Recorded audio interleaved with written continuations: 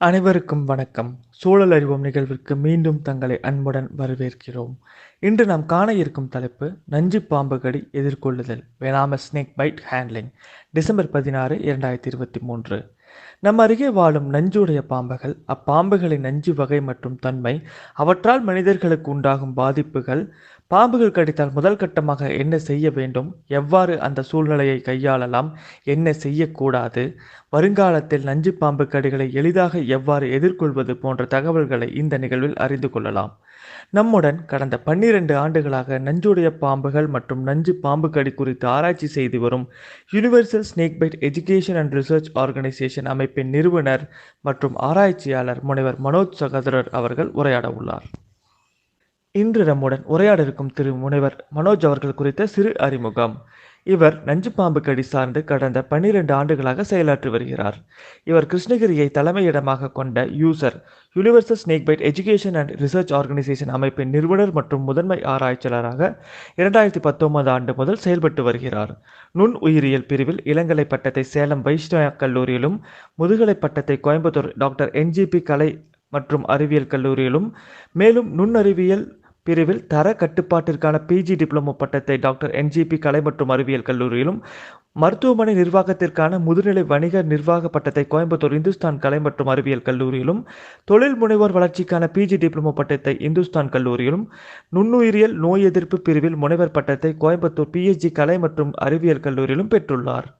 இவர் ஹைதராபாத்தில் உள்ள வின்ஸ் பயோ ப்ராடக்ட்ஸ் லிமிடெட் என்ற பாம்பின் நஞ்சிற்கான எதிர்ப்புரதம் தயாரிக்கும் நிறுவனத்தில் ஆராய்ச்சி மற்றும் மேம்பாட்டுத் துறையின் தலைவராகவும், பெங்களூரில் உள்ள நாராயணா ஹிருதூலியா மருத்துவ அறிவியல் நிறுவனத்தில் நுண்ணுயிரியல் மற்றும் ஆராய்ச்சி துறையில் உதவி பேராசிரியராகவும், கிருஷ்ணகிரியில் உள்ள TCR மல்டி ஸ்பெஷாலிட்டி மருத்துவமனை மற்றும் பாம்பு கடி ஆராய்ச்சி மையத்தில் நிர்வாக அதிகாரியாகவும், ஆராய்ச்சி நிபுணராகவும், ஆராய்ச்சி மற்றும் மேம்பாட்டுத்துறை ஆராய்ச்சியாளராகவும், பகுதி நேர திட்ட ஆராய்ச்சியாளராக பல்வேறு காலகட்டங்களில் தமது பங்களிப்பை வழங்கியுள்ளார்.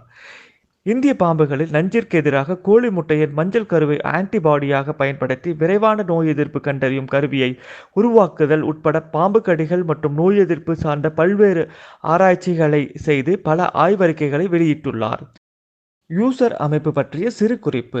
இந்நிறுவனம் பாம்பு கடி ஆராய்ச்சி, விழிப்புணர்வு மற்றும் முதலுதவி குறித்து கல்வி மற்றும் பயிற்சி வழங்கி வருகிறது. பாம்பு கடியானது வெப்பமண்டல பகுதிகளில் மிகவும் புறக்கணிக்கப்பட்ட ஒன்றாகும்.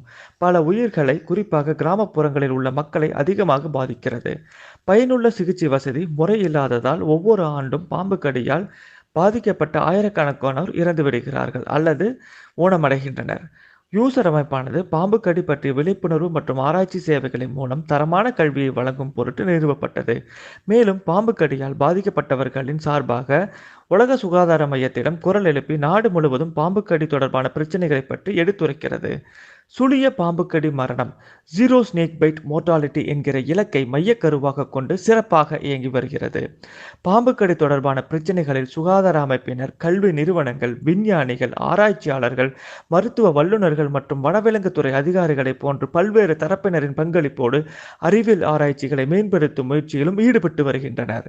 பாம்பு கடியால் பாதிக்கப்பட்டவர்களின் சார்பாக தேசிய மற்றும் சர்வதேச அளவில் வாதிடுதல், மனிதர்கள் மற்றும் வளர்ப்பு விலங்குகளுக்கு ஏற்படும் பாம்பு கடி காயங்களை தடுப்பது மற்றும் சிகிச்சை செய்வது பற்றிய புரிதலை மேம்படுத்துவது, பாம்பு கடியால் பாதிக்கப்பட்டவர்களின் வாழ்வில் முன்னேற்றங்களை ஏற்படுத்துவது ஆகிய செயல்பாடுகளை முன்னெடுத்து வருகின்றனர்.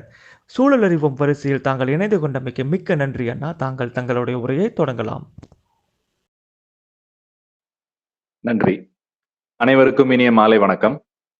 பாம்பு கடி பொதுவாகவே பலருக்கும் அது எந்த அளவுக்கு பாதிப்பை ஏற்படுத்துது அப்படின்ற ஒரு புரிதல் இல்லாம இருக்கு. ஸோ இதுக்கு மெயினான காரணம் என்னன்னு பார்த்தீங்கன்னா, மற்ற வியாதிகள் வரும்போது அனைவருமே தவறாம போயிட்டு நல்ல ஒரு சிகிச்சை முறை, அதாவது அலோபதியா இருக்கட்டும் அல்லது முன் இருக்கக்கூடிய எந்த வகையான மருத்துவ முறைகளா இருந்தாலுமே அதை பயன்படுத்திக்கிறாங்க. அதனால நோயும் குணமடைஞ்சிருது. அதுக்கான ஒரு கவலை இல்லாம இருக்காங்க. ஆனா பாம்பு கடியை பொறுத்தவரை அந்த ஒரு புரிதல் இல்லாம இருக்கிறது தான் பெரிய பிரச்சனையா இருக்கு. இதனாலேயே மரணங்கள் பார்த்தீங்கன்னா எண்ணில் அடங்காத அளவுக்கும் அதனுடைய பாதிப்பு பல குடும்பங்களை துயரில் ஆழ்த்தியுள்ளது.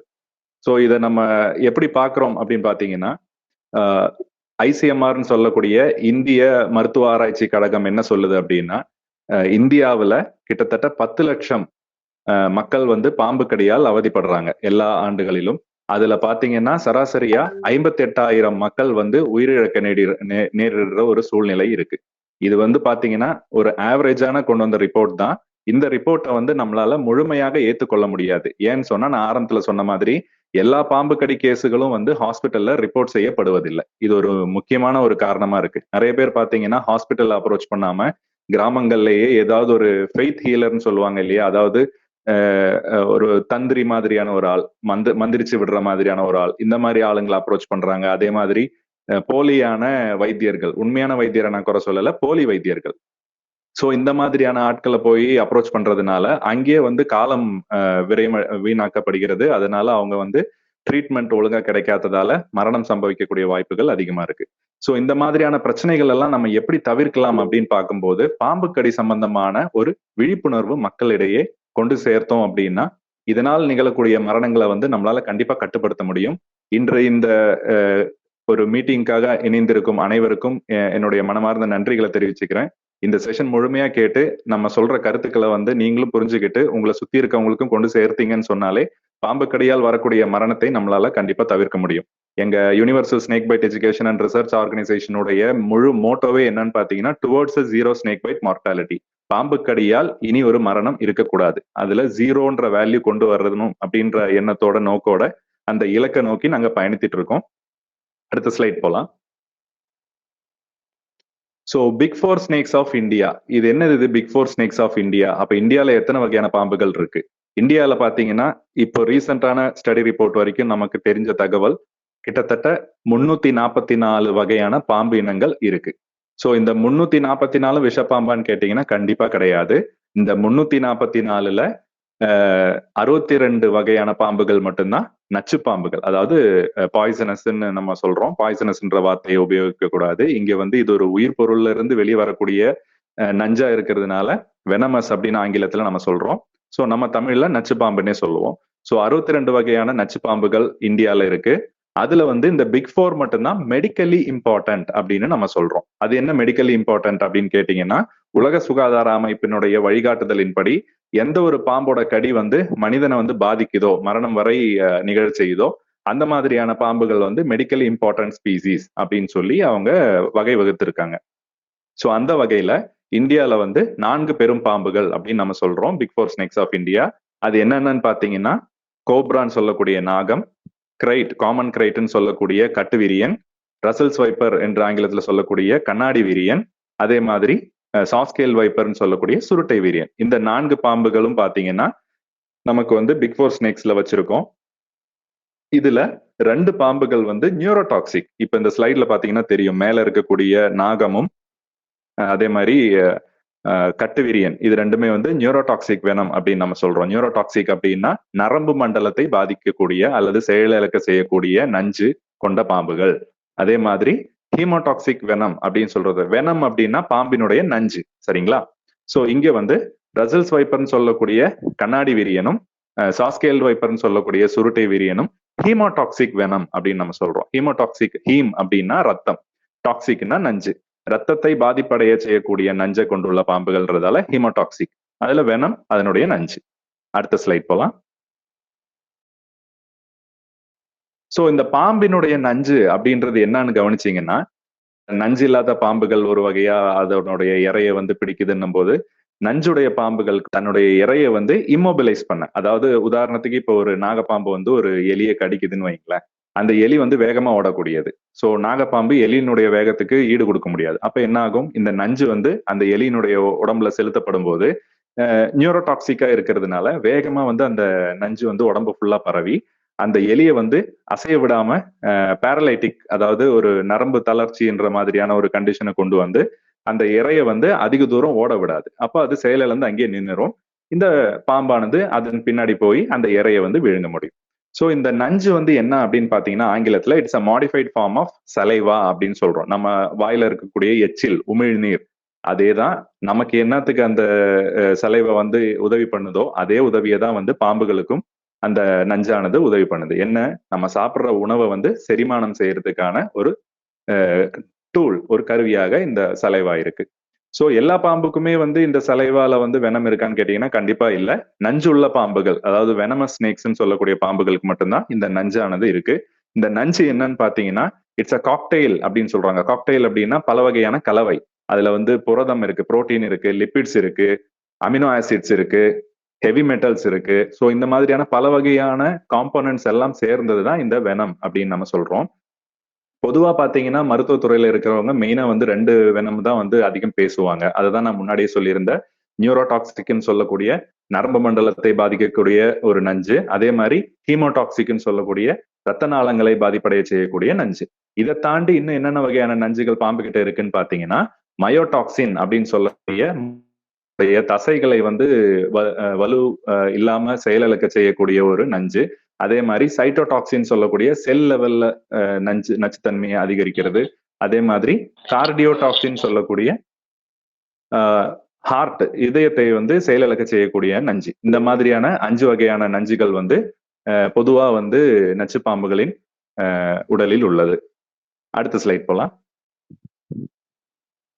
சோ இப்ப இந்த பிக் 4 ஸ்னேக்ஸ் சொல்லக்கூடிய 4 பெரும் பாம்புகள், மருத்துவ முக்கியத்துவம் வாய்ந்த பாம்புகள். ஏன் மருத்துவ முக்கியத்துவம் நம்ம சொல்றோம் அப்படின்னா, இந்த பாம்புகளின் கடிகளை வந்து நம்ம புறக்கணித்தோம் அப்படின்னா மரணம் நிச்சயமாக சம்பவிக்க கூடும் அப்படின்ற ஒரு பயம் இருக்கிறதுனாலையும் அந்த எண்ணம் மனசுல வச்சிருக்கிறதால உலக சுகாதார அமைப்பானது நமக்கு வந்து கிளாசிபிகேஷன் கொடுத்திருக்காங்க. அதுல வந்து கிளாஸ் 1, கிளாஸ் 2, கிளாஸ் 3 அப்படின்னு தரம் பிரிச்சிருக்காங்க.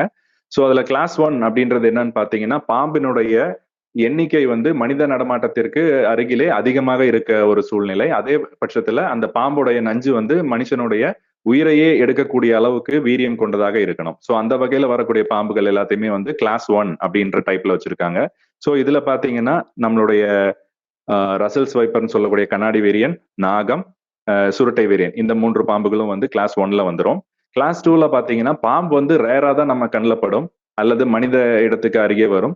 இருந்தாலும் அந்த பாம்பினுடைய நஞ்சானது நம்மள வந்து லைஃப் த்ரெட்டனிங் சொல்லக்கூடிய உயிரையே எடுக்கக்கூடிய நிலையில வரக்கூடிய நஞ்சா இருக்கிறது வந்து கிளாஸ் 2ல வச்சிருக்காங்க. சோ அந்த வகையில வந்து பாத்தீங்கன்னா கட்டு விரியன் அப்படின்னு நம்ம சொல்றோம், அது கட்டு வரியன் சொல்லலாம். ஏன்னா விரியன் என்றால் தமிழ்ல வந்து வைப்பர் அப்படின்ற அந்த பாம்பினத்தை தான் வந்து நம்ம விரியன் அப்படின்னு சொல்றோம். ஸோ அந்த வகையில பார்க்கும்போது ரசல்ஸ் வைப்பர் அண்ட் சாஸ்கேல் வைப்பர் இந்த பாம்புகளை தான் வந்து கட்டு வீரியன், கண்ணாடி வீரியன் அண்ட் சுருட்டை வீரியன் நம்ம சொல்றோம். ஸோ கட்டு விரியன் அப்படின்றது அது விரியன் இல்லை, எலாபிட் குடும்பத்துல வரக்கூடிய ஒரு பாம்பு. அதனாலேயே நம்ம வந்து அதை திருத்திக்கணும், கட்டு வரியன் சொல்லலாம். உடம்பெல்லாம் வந்து வரி வரியா இருக்கும். அடுத்த ஸ்லைட்ல நான் அதை சொல்றேன். இந்த ஸ்லைட்ல பாத்தீங்கன்னா நம்ம வந்து முதல்ல ஒரு பேசிக்கான ஒரு விஷயத்தை தெரிஞ்சுக்கலாம். நான் சொன்ன ஆரம்பத்திலே 344 வகையான பாம்புகள் இந்தியாவில் இருக்கு. அதுல வந்து பாத்தீங்கன்னா 62 தான் நஞ்சுள்ள பாம்புகள் நான் சொன்னேன். பட் மெடிக்கல் இம்பார்ட்டன்ஸ் இருக்கிறதுன்னு பாத்தீங்கன்னா 4 பாம்புகள் மட்டும்தான். அந்த 4 பாம்புகளை வந்து நீங்க கரெக்டா புரிஞ்சுக்கிட்டீங்க, அதை அடையாளம் தெரிய முடியும் அப்படின்ற பட்சத்துல நீங்க வந்து பாம்பு கடியால் உண்டாகக்கூடிய மரணத்தை வந்து நிச்சயமா தவிர்க்க முடியும்.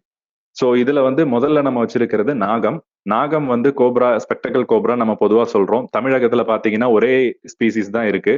இந்தியாவை மொத்தம் பார்க்கும்போது நாகம் வகையிலே வந்து நமக்கு 4 ஸ்பீசிஸ் இருக்கு. இருந்தாலும் வந்து சவுத் இந்தியால அதுலயும் தமிழகத்துல வந்து ஒரே ஸ்பீசிஸ் தான். இப்ப நீங்க இந்த ஸ்கிரீன்ல பார்க்கக்கூடிய நாகம், இது வந்து தமிழ்ல பாத்தீங்கன்னா நல்ல பாம்புன்னு சொல்றோம், கோதுமை நாகம்னு சொல்றோம், கரும்பாம்புன்னு நல்லா சொல்றோம், மூர்க்கன்னு சொல்றோம், சர்ப்பம்னு சொல்றோம். எல்லாமே பாத்தீங்கன்னா பல வகையான பெயர்கள் தமிழ்ல இருந்தாலுமே சயின்டிபிக்கலி அதுக்கு வந்து ஒரே பேர் தான் நாஜநாஜா. நாஜநாஜான்றது ஸ்பெக்டக்கல் கோப்ரான்னு சொல்லக்கூடிய இந்த வகை நல்ல பாம்பு. இது வந்து நம்ம ஈஸியா அடையாளம் காணலாம். எப்படின்னு பாத்தீங்கன்னா ஹூட் மார்க்கிங் அப்படின்னு சொல்லுவாங்க ஆங்கிலத்துல. அதாவது தன்னுடைய பத்திய படம் எடுத்து நிற்கும்.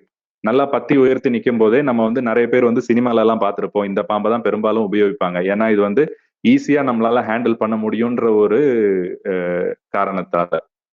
எப்படின்னு கேட்டீங்கன்னா இது வந்து டார்கெட் ஸ்பெசிபிக் அப்படின்னு சொல்லுவாங்க. அதாவது தன் முன்னே அசைவு இருக்கக்கூடிய எந்த ஒரு பொருளா இருந்தாலும் அது அதனுடைய க்ளோஸ் ரேஞ்சில் வரும்போது அந்த ஒரு இடத்த மட்டுமே அது கவனம் செலுத்தி அதை மட்டுமே நோக்கி அவேரா இருக்கும்.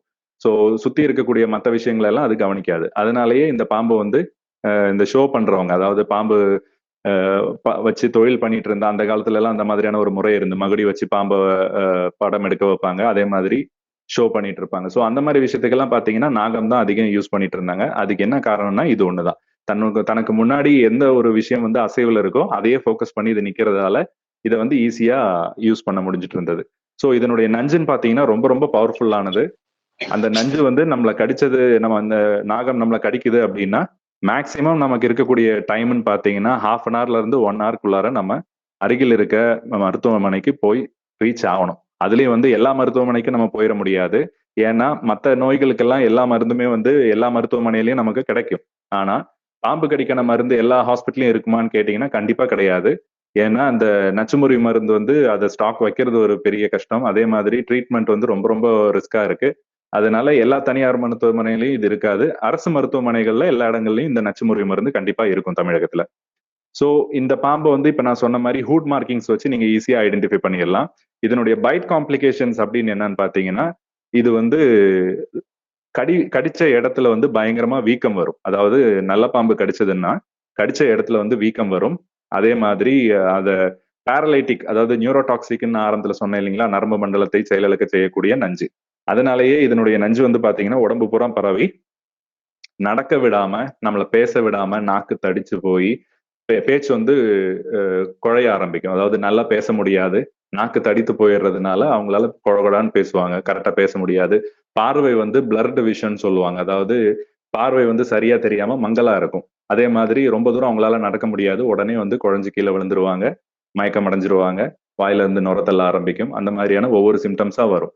இதுல மெயினா வந்து நியூரோடாக்சிசிட்டியை நம்ம எப்படி கண்டுபிடிக்கலாம் அப்படின்னு பாத்தீங்கன்னா, டோசிஸ் அப்படின்ற ஒரு கண்டிஷன் சொல்லுவாங்க. டோசிஸ் என்னன்னு பாத்தீங்கன்னா, கண் இமைகள் இருக்கு இல்லையா, கண் இமைகளை வந்து அசைக்க முடியாம ஸ்டிஃப் ஆயிரும். அதாவது அந்த இமை வந்து அசைக்க முடியாம பேரலைட்டிக் ஆயிட்டு அப்படியே பாதி தூக்கத்துல இருக்கிறவங்களுடைய கண்கள் எப்படி, முகம் எப்படி இருக்குமோ அந்த ஒரு கண்டிஷன்ல நம்ம அந்த பேஷண்ட் வந்து பார்க்க முடியும் விக்டிமை. அதே மாதிரி டிப்ளோபியான்னு சொல்லக்கூடிய கண்டிஷன் என்னன்னு பாத்தீங்கன்னா, எல்லாமே டபுள் டபுளா தெரியும். கண்ணில் படுற விஷயங்கள் எல்லாமே வந்து 2 பொருட்களாக கண்ணில் விஷுவல் ஆகும். ஸோ இந்த மாதிரியான சிம்டம்ஸ் எல்லாம் வந்து வரும். மரணம் எதனால வருதுன்னு கேட்டீங்கன்னா, கார்டியாக் அரெஸ்ட், அதாவது ஹார்ட் வந்து இந்த பாம்பு நியூரோடாக்சிக் வெனம் அப்படின்னு சொன்னாலுமே கூட மரணம் வரைக்கும் கொண்டு போகும்போது பாத்தீங்கன்னா கார்டியோடாக்சிசிட்டி அதிகமாயிரும். கார்டியோன்னும் போதே நம்ம புரிஞ்சுக்கலாம், ஹார்ட்டை வந்து அதிகமா அஃபெக்ட் பண்ணக்கூடியது. அதனால என்ன ஆகும், ஹார்ட் வந்து கரெக்டா ஃபங்க்ஷன் ஆக முடியாம ஃபெயிலியர் ஆக ஆரம்பிக்கும். மரணம் அதனால நிச்சயிக்கப்படுகிறது. ஸோ இது ரொம்ப முக்கியமான ஒரு பாம்பு. ஆனா மெஜாரிட்டியா பாத்தீங்கன்னு சொன்னா கோப்ரா பைட் வந்து ட்ரை பைட்னு நாங்க சொல்லுவோம். அதாவது ட்ரை பைட் என்னன்னு பாத்தீங்கன்னா, பாம்பு கடிச்சிருக்கும் ஆனா நஞ்சை வந்து உள்ள செலுத்தி இருக்காது. அதனாலேயே என்னவோ இதை நம்ம நல்ல பாம்புன்னு சொல்றோம். கூடுமான வரைக்கும் தன் அருகே வரக்கூடிய மனித இனங்களை வந்து இது எச்சரித்து வெளியே போக சொல்லும். உஸ்ன்னு ஒரு சவுண்டு கொடுத்து தூரம் போங்க அப்படின்ற மாதிரி. நம்ம அதை புரிஞ்சுக்காம அது கிட்ட போறோம், அல்லது இரவு நேரங்கள்ல கை விளக்கு இல்லாம கையில பக்கத்துல போகும்போது தெரியாம தவறுதலா அந்த பாம்பு மேல ஏறி மெரிச்சிட்டோம் அப்படின்னா அது கடிக்க வாய்ப்பு இருக்கு. அப்ப கூட பாருங்க, நஞ்ச முழுசா செலுத்தாம ஜஸ்ட் கடிச்சிட்டு மட்டும் விடும். அப்ப என்ன ஆகுது, ஜஸ்ட் பல்லு அடையாளங்கள் மட்டும்தான், நச்சு பல்லுடனுடைய அடையாளங்கள் மட்டும்தான் இருக்கும். மத்தபடி வந்து நஞ்சு இறங்கி இருக்காது. அதனாலேயே வந்து ஹாஸ்பிட்டல் போனாலும் பெரிய சிம்டம்ஸ் இல்லாம அப்சர்வேஷன்ல வச்சிருந்து தேவையான சப்போர்ட்டிவ் கேர்ஸ் மட்டும் கொடுத்து டிஸ்சார்ஜ் ஆகிற மாதிரியான நிலைகள் நிறைய இருக்கும். அடுத்த ஸ்லைட் போலாம். ஸோ காமன் கிரைட், கட்டு வரியன். ஸோ இந்த பாம்பு வந்து பாத்தீங்கன்னா ரொம்ப ரேரா தான் கண்ணில் படுது. கிராமப்புறங்கள்ல அதிகமா பார்க்கலாம். இருந்தாலுமே வந்து ஹியூமன் கிட்ட வர்றதுக்கான விஷயங்கள் வந்து ரொம்ப குறைவாக இருக்கிறதுனாலையும் பகல் நேரங்கள்ல இது ஆக்டிவா இருக்கிறது இல்ல. இரவு நேரங்கள்ல தான் ஆக்டிவா வேட்டையாட செல்லும். ஸோ இது பாத்தீங்கன்னா ஒரு கேனிபலிஸ்டிக் அப்படின்னு சொல்லுவாங்க. அதாவது தன்னை மாதிரி இருக்கக்கூடிய பாம்புகள், பாம்பு இனத்தையே அதிகமா சாப்பிடும். அதை தவிர பாத்தீங்கன்னா பல்லி அல்லது சிறு ஓணான் அந்த மாதிரியான இரைகளை விரும்பி சாப்பிடக்கூடியது. சோ இது சுவற்றிலும் எளிதாக ஏறக்கூடிய பாம்பா இருக்கிறதுனால இரவு நேரங்கள்ல லைட் பக்கத்துல இருக்கக்கூடிய பல்லி மாதிரியான இரையை தேடி மேல வர்றதுக்கான வாய்ப்புகள் அதிகம். பகல் நேரங்கள்ல ரொம்ப சாதுவா இந்த பாம்பு தென்பட்டாலும் இரவு நேரங்களில ரொம்ப ஆக்டிவா இருக்கும். அதே டைம்ல அப்ரோச் பண்றவங்களை கடிக்கிறதுக்கான வாய்ப்புகள் அதிகமாக இருக்கு. சோ இந்த பாம்பு பத்தின ஒரு இன்னும் சுவாரஸ்யமான விஷயம் என்னன்னு பாத்தீங்கன்னா, 62 வகையான நச்சு பாம்புகள் சொன்னேன் இல்லைங்களா, எல்லா வகையான பாம்புகளுமே வந்து கடிச்சதுன்னா நமக்கு சிம்டம்ஸ்ன்னு சொல்லக்கூடிய அறிகுறிகள், அதாவது நச்சு பாம்பு கடிக்கான அறிகுறிகள் எல்லாமே நமக்கு தெரிய ஆரம்பிக்கும். எப்படின்னு பாத்தீங்கன்னா, கடிப்பட்ட இடத்துல வந்துட்டு வீக்கம் ஏற்படலாம். அந்த பைட் மார்க்னு சொல்லக்கூடிய இடத்துல இருந்து ரத்த கசிவு வரலாம். அதே மாதிரி நான் சொன்ன மாதிரி நாவு குழையிற மாதிரியான விஷயங்கள், கண்ணிமைகள் இமைக்க முடியாத ஒரு பேரலைட்டிக் ஆகிற ஒரு கண்டிஷன், அதே மாதிரி ஹார்ட் படபடப்பு அதிகமாகிறது, மயக்கம் வர நிலை, சிலருக்கு பாத்தீங்கன்னா வாமிட்டிங் சென்ஸ் இருக்கும், அதை நாசியான்னு சொல்லுவாங்க. சிலருக்கு வாமிட்டே வரும். அந்த மாதிரியான எல்லா சிம்டம்ஸும் வரும். அதாவது இந்த பாம்பினுடைய ஒரு நிலையானது என்னன்னு பாத்தீங்கன்னா, கடிபட்ட நபருக்கு வந்து இந்த மாதிரியான எந்த சிம்டம்ஸுமே வெளியே தெரிய வராது. மத்த எல்லா பாம்பினங்களுமே வந்து நச்சு பாம்புகளா இருந்ததுன்னா அதனுடைய கடி வந்து நம்ம உடம்புல பலவிதமான எச்சரிக்கை, அதாவது ஒரு இண்டிகேஷன்ஸ் மாதிரியான சிம்டம்ஸ் எல்லாம் வெளியே காண்பிக்கும். இருந்தாலும் வந்து கட்டுவிரியனுடைய சிம்டம்ஸ் வந்து ரொம்பவே சேலஞ்சிங்கா இருக்கும். அதாவது கடிபட்ட இடம் எதுன்னே கண்டுபிடிக்க முடியாது. முதல்ல அது ஒரு பெரிய விஷயம். ஏன்னா நச்சுப்பற்கள்னு சொல்லக்கூடிய ஃபேங்ஸ் அப்படின்ற அந்த நச்சுப்பற்கள் இந்த பாம்புக்கு வந்து மிக மிக சிறியது.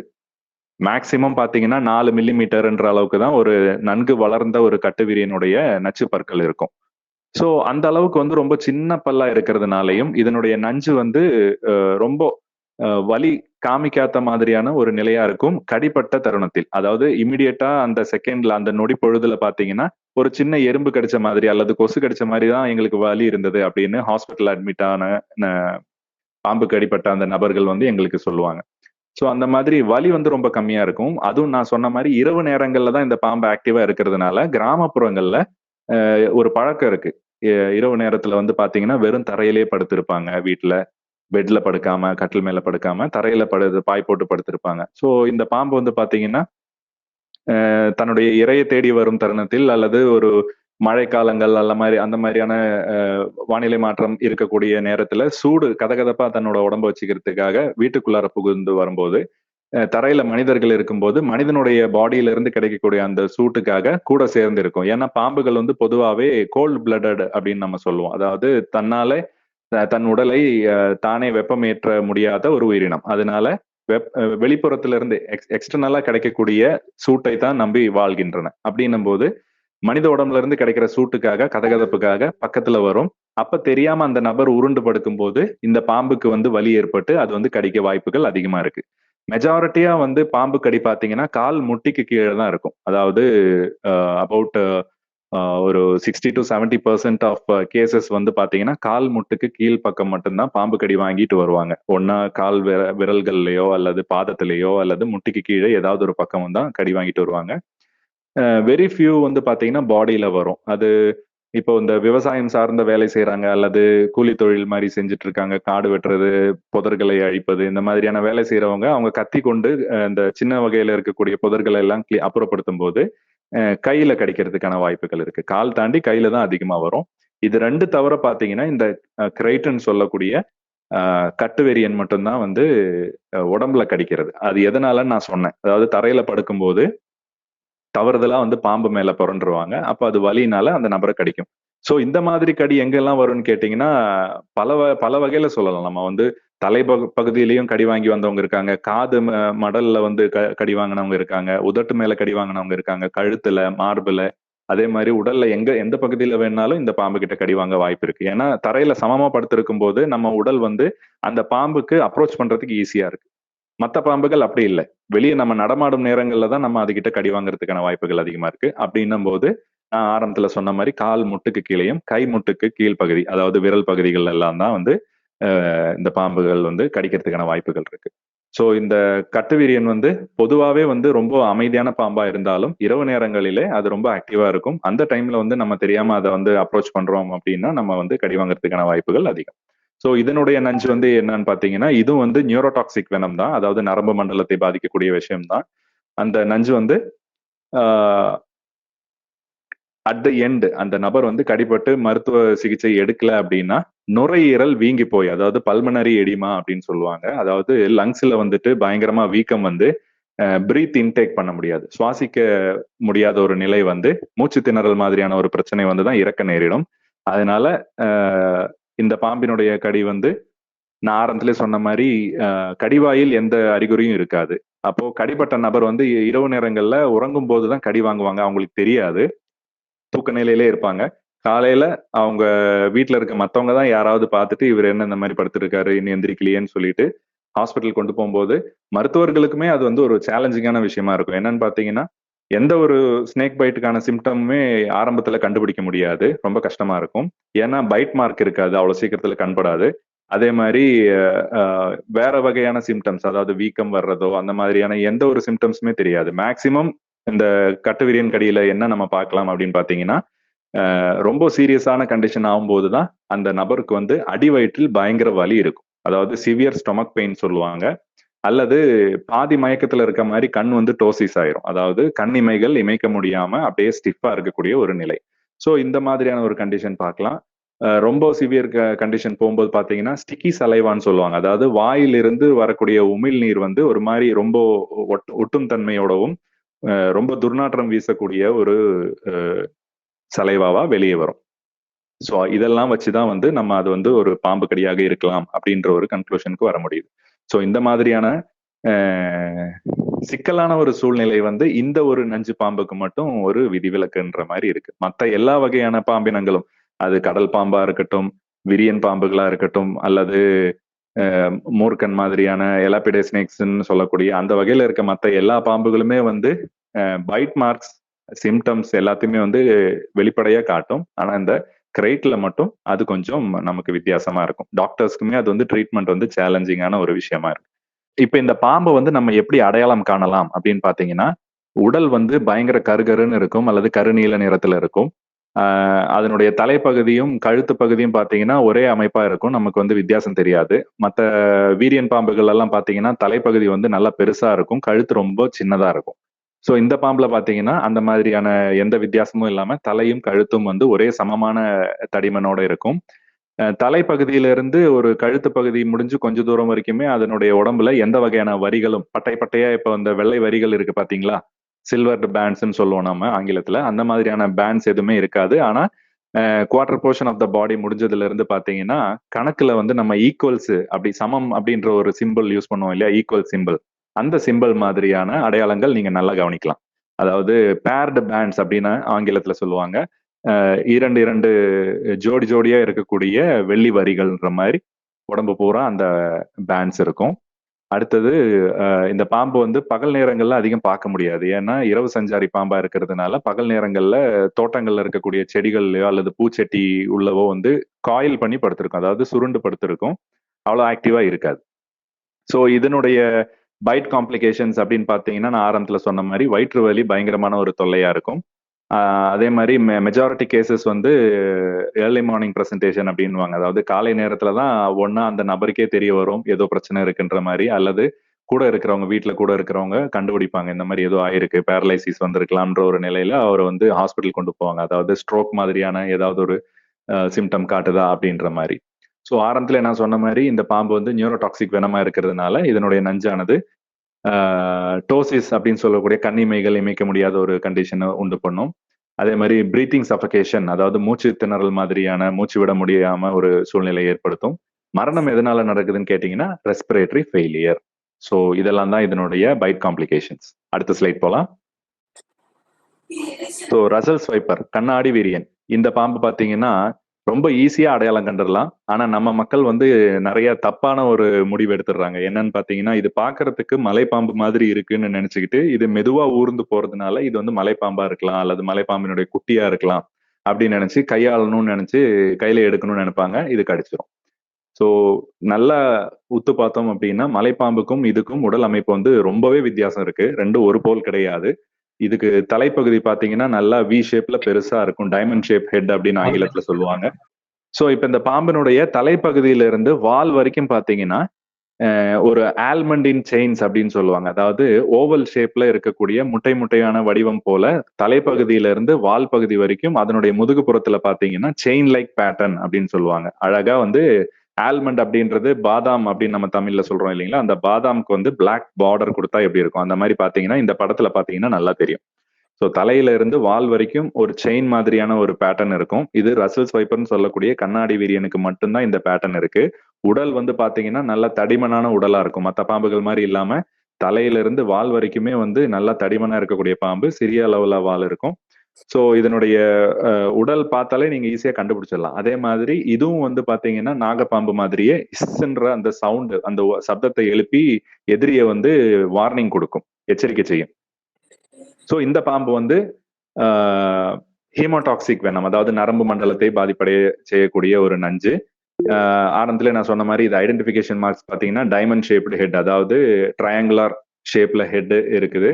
அதே மாதிரி கழுத்து வந்து ரொம்ப மெலிதாக இருக்கும், அதாவது தலையை விட கழுத்து பகுதி வந்து கொஞ்சம் சின்னதாக இருக்கும். அதே மாதிரி அதனுடைய பிளாட்சஸ், அதனுடைய செதில்கள் வந்து பாத்தீங்கன்னா மேல இந்த மாதிரியான oval shape chain like patterns வந்து நீங்க நல்லாவே கவனிக்கலாம்.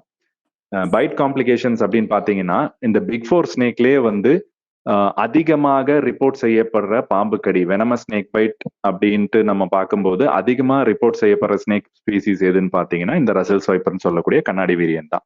ஏன்னா இதனுடைய நச்சு பற்கள் வந்து பாத்தீங்கன்னா மற்ற பாம்புகளுக்கெல்லாம் வந்து மில்லிமீட்டர் சைஸ்ல தான் இருக்கும்.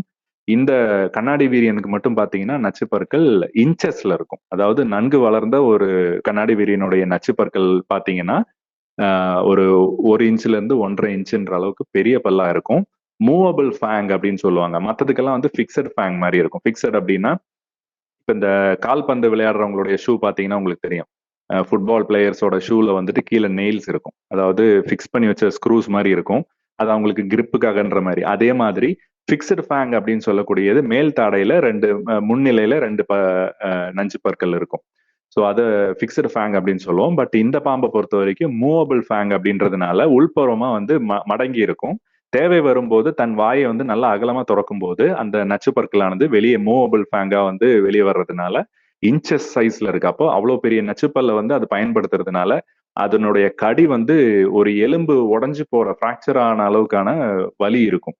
ஸோ கண்ணாடி வீரியன் கடி வாங்கினவங்க பாத்தீங்கன்னா பயங்கரமா துடிச்சு போவாங்க. அந்த அளவுக்கு கடிப்பட்ட இடத்துல வலிக்கும். அதே மாதிரி மெயினான பிரச்சனை என்னன்னு பாத்தீங்கன்னா இதனுடைய கடி வந்து கடிப்பட்ட இடத்துல வந்து ரத்த கசிவு இருந்துகிட்டே இருக்கும். ப்ளீடிங் இருந்துகிட்டே இருக்கும்.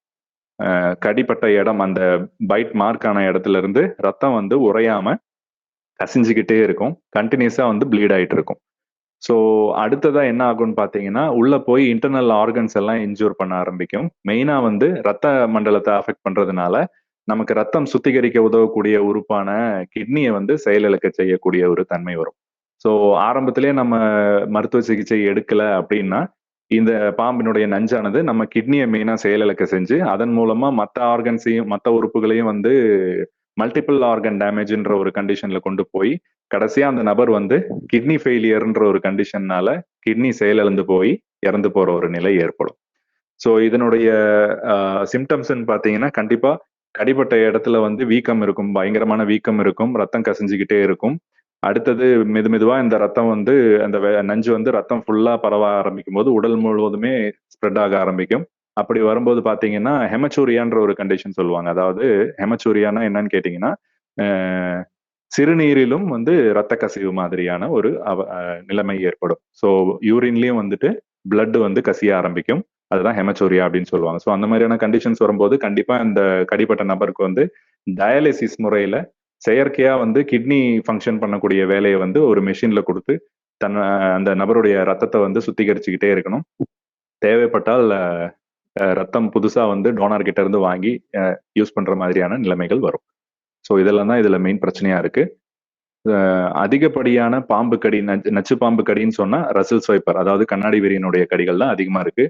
ரொம்ப ஆக்ரோஷமா கடிக்கும், வெறித்தனமா கடிக்கும் இந்த பாம்பு. ஸோ இதனுடைய கடி வந்து வலி பயங்கரமா இருக்கிறதுனால கடிப்பட்ட நபர் வந்து பல வகையான பிரச்சனைகள்ல ஈடுபடும். அதுல மெஜாரிட்டியா வந்து பாத்தீங்கன்னா வரும்போதே ஹாஸ்பிட்டலுக்கு ரொம்ப வலியோட வருவாங்க. சம்டைம்ஸ் பாத்தீங்கன்னா அவங்களுக்கு டயரியான்னு சொல்லக்கூடிய லூஸ் மோஷன் ஆகிற மாதிரியான ஒரு கண்டிஷன் எல்லாம் இருக்கும்.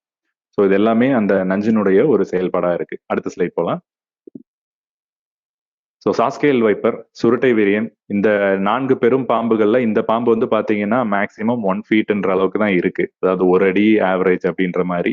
அப்புறம் நீங்க கேட்கலாம், அப்புறம் எப்படி இதனுடைய நஞ்சு வந்து இந்த அளவுக்கு வச்சிருக்குன்னு பாத்தீங்கன்னா இதுலயே இருக்கக்கூடிய வட மாநிலங்கள்ல இருக்கக்கூடிய எஸ்பெஷலி ராஜஸ்தான் மாதிரியான இடங்கள்ல இந்த ஏகிஸ் காரினேட்டஸ் அப்படின்னு இதனுடைய சயின்டிபிக் நேமு. ஸோ ஏகிஸ் காரினேட்டஸ்ல சோச்சுருக்கின்னு சப்ஸ்பீசிஸ்ன்ற மாதிரி ஒரு வகை இருக்கு. ஸோ அந்த பாம்பினுடைய நஞ்சு வந்து ரொம்ப ஆக்ரோஷமா இருக்கு. அதனுடைய வெனம் பொட்டன்சின்னு சொல்லுவாங்க. நச்சுத்தன்மையினுடைய அந்த வீரியம் வந்து பாத்தீங்கன்னா ரொம்ப அதிகமா இருக்கிறதுனால மரணம் சம்பவிக்கக்கூடிய நிலை ஏற்படுது. ஸோ அதனால பிக் ஃபோர் ஸ்னேக்ஸ்ல இந்த சுருட்டை வீரியனையும் நம்ம வச்சிருக்கோம். ஏன்னா இதனுடைய நஞ்சுல இருந்து தான் அந்த நச்சு முறிவு மருந்து வந்து தயாரிக்கப்படுது. ஸோ அதனால இந்த பாம்பையும் வந்து நம்ம பிக் ஃபோர்ல வச்சிருக்கோம். தமிழகத்தை பொறுத்தவரை பாத்தீங்கன்னா இந்த பாம்பினுடைய சைஸ் வந்து ரொம்ப சின்னதா இருக்கிறதுனால இந்த பாம்பு கடித்த நபர் வந்து வெகு விரைவிலேயே குணமடைந்து வீட்டுக்கு போகலாம். இருந்தாலும் வந்து இதனுடைய நஞ்சு வந்து ரொம்ப வீரியமான நஞ்சா இருக்கிறதுனால நம்ம உடம்புல வரும்போது கடிப்பட்ட இடத்துல வந்து பயங்கரமா கொப்பளம் மாதிரியான ஒரு சிம்டம்ஸ் எல்லாம் அறிகுறிகள் எல்லாம் வர ஆரம்பிக்கும். ஸோ அதுல இருந்து ரத்த கசிவு இருந்துகிட்டே இருக்கும், பயங்கரமான வலி, கடுமையான வலி இருக்கும். ஸோ இந்த மாதிரியான சிம்டம்ஸ் எல்லாம் நம்ம வந்து பார்க்க முடியும். ஸோ இந்த பாம்பை வந்து எப்படி அடையாளம் காணலாம் அப்படின்னு பாத்தீங்கன்னா ஆங்கிலத்துல இதுக்கு சரியான பேர் தான் வச்சிருக்காங்க, சா ஸ்கேல்டு வைப்பர். சா அப்படின்னா நம்ம மரம் எல்லாம் இருக்கக்கூடிய ரம்பம், அறம்னு சொல்றோம் இல்லைங்களா, அதனுடைய பற்கள் பாத்தீங்க அப்படின்னா அந்த பிளேடு பகுதி வந்து ஜிக்ஸாக்கா இருக்கும். ஸோ அதே மாதிரி இந்த பாம்பினுடைய உடல் அமைப்புல பாத்தீங்கன்னா பக்கவாட்டுல ஜிக்ஸாக் பேட்டர்ன்ஸ் உங்களுக்கு நல்லா தெரியும். அதுதான் சா ஸ்கேல்டு வைப்பர் அப்படின்றாங்க, சுருட்டை விரியன். ஸோ இதை இன்னும் எப்படி நல்லா அடையாளம் காணலாம்னு பாத்தீங்கன்னா, இதனுடைய தலைப்பகுதியில மேல கிராஸ் மார்க் இருக்கும். அதாவது ஒரு பிளஸ் மாதிரியான சிலுவை மார்க் மாதிரியான ஒரு மார்க்கை நீங்க தலையில பார்க்கலாம். ஸோ அந்த மாதிரியான ஒரு மார்க்கிங்கோட இருக்கிற பாம்பு இது சுருட்டை வீரியன்றதை நம்ம ஈஸியா கண்டுபிடிச்சிடலாம். காயிலிங் பேட்டர்ன் வந்து இப்ப இந்த படத்துல பார்த்திருக்க மாதிரி ஒரு மாதிரியா கர்வ்டா தான் தன்னுடைய உடம்ப இது பண்ணும். ஸ்ட்ரைக்கிங் ஃபோர்ஸ் ரொம்பவே அதிகம். அதனால ஒவ்வொரு முறையும் கடிக்கணுன்ற எண்ணத்தோடவே பாய்ஞ்சு கடிக்கும். மற்ற பாம்புகள் மாதிரி இல்லாம இந்த பாம்பினுடைய ஸ்ட்ரைக்கிங் ஃபோர்ஸ் வந்து ரொம்ப ஃபாஸ்ட். ஸோ ஃப்ராக்ஷன் ஆஃப் செகண்ட்ன்ற மாதிரி நொடி பொழுதுலேயே வந்து பல முறை அட்டாக் பண்ணக்கூடிய வீரியமான ஒரு பாம்பு. ஸோ இதனுடைய சிம்டம்ஸ் நான் சொன்ன மாதிரி பிளிஸ்டர் ஃபார்மேஷன் இருக்கும். அதாவது கடிப்பட்ட இடத்துல அதிகமான வலி, அதே மாதிரி கொப்பளங்கள் உருவாக ஆரம்பிக்கும், ப்ளீடிங் இருக்கும். அதுலயும் நான் சொன்ன மாதிரி வட மாநிலத்தில் இருக்கக்கூடிய அந்த சாஸ்கேல் வைப்பருக்கு பார்த்தீங்கன்னா, அந்த பாம்பு கடிச்சது அப்படின்னா மோனை பல் ஈறுகள் இருக்கு இல்லையா, அந்த கம்ஸ்ல இருந்தெல்லாம் வந்து பயங்கரமா ரத்த கசிவு இருக்கும். இன்டர்னல் அண்ட் எக்ஸ்டர்னல் ஹெமராஜ், அதாவது உடலின் வெளிப்புறத்தில் இருந்தும் அதே மாதிரி உடலுக்குள்ளேயும் வந்து ரத்த கசிவு அதிகமா இருக்கும். ஸோ ட்ரீட்மெண்ட் எடுக்கல அப்படின்னா கண்டிப்பா அந்த நபர் இறக்கிறதுக்கான வாய்ப்புகள் அதிகம். அதனால இந்த பாம்பை நம்ம பிக் ஃபோர் ஸ்னேக்ஸ்ல வச்சிருக்கோம். ஸோ இப்ப 4 பாம்புகளையும் நச்சு பாம்புகளையும் நம்ம பார்த்துட்டோம், எப்படி கண்டுபிடிக்கிறதுன்றது தெரிஞ்சுக்கிட்டோம். இனிமே இந்த 4 பாம்புகளை வந்து நீங்க எங்க பார்த்தாலுமே வந்து கொஞ்சம் விலகியே இருங்க. 4 பாம்புகள் மட்டும் இல்ல, எந்த பாம்பை பார்த்தாலும் நம்ம வந்து கொஞ்சம் சேஃபான டிஸ்டன்ஸ்ல இருந்து நோட் பண்ற வரைக்கும் நமக்கு எந்த பிரச்சனையும் வரப்போறது இல்லை. ஸோ அடுத்த ஸ்லைட் போலாம். ஸோ காமனா நான் சொல்லக்கூடிய சிம்டம்ஸ், அதாவது கடிப்பட்ட இடத்துல பைட் சைட்ல வந்து அதிகமான வலி இருக்கும். இதெல்லாம் வந்து பாத்தீங்கன்னா நான் சொல்லிட்டு இருக்கிறது வெனமஸ் ஸ்னேக் பைட் சிம்டம்ஸ், அதாவது நச்சு பாம்புகளின் அறிகுறிகள். அதனுடைய கடி ஏற்பட்டால் நமக்கு வரக்கூடிய அறிகுறிகள் என்னென்னன்றதை தான் இப்ப நம்ம பேசிட்டு இருக்கோம். Severe pain at the bite சைட்னா கடிப்பட்ட இடத்துல பயங்கரமான வலி, பிரீத்திங் டிஃபிகல்டிஸ், அதாவது மூச்சு திணறல் மாதிரியான ஒரு ஆஸ்மா பேஷண்ட் எப்படி ஒரு அவஸ்தையை காட்டுவாங்களோ அந்த மாதிரியான அறிகுறிகள் எல்லாம் பார்க்க முடியும். ஸ்வெல்லிங், அதாவது வீக்கம், ரெட்னஸ், அந்த இடம் வந்து சிவத்து போதல், அதே மாதிரி ப்ரூசிங், அந்த கடிப்பட்ட இடத்துல கொப்பளங்கள் மாதிரியான இப்ப அந்த படத்துல இருக்க மாதிரி கையில கொப்பளமா இருக்கு பாருங்க, அந்த மாதிரி வரலாம். நாசியா அப்படின்றது நமக்கு வாமிட் வர மாதிரியான ஒரு ஃபீல் இருந்துட்டே இருக்கும். வாமிட்டிங் அண்ட் டயரியா, வாந்தி வரலாம் அல்லது வயிற்றுப்போக்கு மாதிரியான ஒரு நிலை ஏற்படலாம். ஸோ இதெல்லாமே வந்து வெனமஸ் ஸ்னேக் பைட்டினுடைய சிம்டம்ஸ். ஸோ அதே மாதிரி நாக்கு குழஞ்சு போகும், பற்களின் ஈறுகள்ல இருந்து ரத்த கசிவு இருக்கும், இதெல்லாம் பார்க்கலாம். அடுத்த ஸ்லைட். ஸோ நான் டோசிஸ்ன்னு ஒரு கண்டிஷன் ஆரம்பத்துல சொன்னேன் இல்லைங்களா, கண் இமைகள் இமைக்க முடியாம போற ஒரு நிலை. இந்த படத்துல பாத்தீங்கன்னா இதுல இருக்கக்கூடிய விக்டிமுடைய கண்கள் பாருங்க, பாதி தூக்கத்துல இருக்க மாதிரியான ஒரு கண்டிஷன். அவங்களால எதுவுமே வந்து பார்க்க முடியாது, கண் இமைக்க முடியாது. ஆனா அந்த நபர் வந்து ஹாஸ்பிட்டல்ல இருக்க டாக்டர்ஸோ அல்லது நர்சஸோ பேசக்கூடிய விஷயங்கள் எல்லாம் அவங்களால கேட்க முடியும், ஆனா எதுக்கும் ரெஸ்பாண்ட் பண்ண முடியாம மயக்கத்துல இருப்பாங்க. So bleeding from the wounds, நான் ஆரம்பத்திலே சொன்னேன், வைப்பர் ஸ்னேக்ஸ்க்கு எல்லாத்துக்குமே வந்து கடிப்பட்ட இடத்துல கடிச்ச இடத்துல இருந்து ரத்த கசிவு கண்டிப்பா இருக்கும். இர்ரெகுலர் ஹார்ட் பீட், நார்மலா ஹார்ட் பீட் இல்லாம ஒரு இர்ரெகுலரான ஒரு இதுல இருக்கும். ரத்தம் வந்து வாமிட்டா எடுப்பாங்க.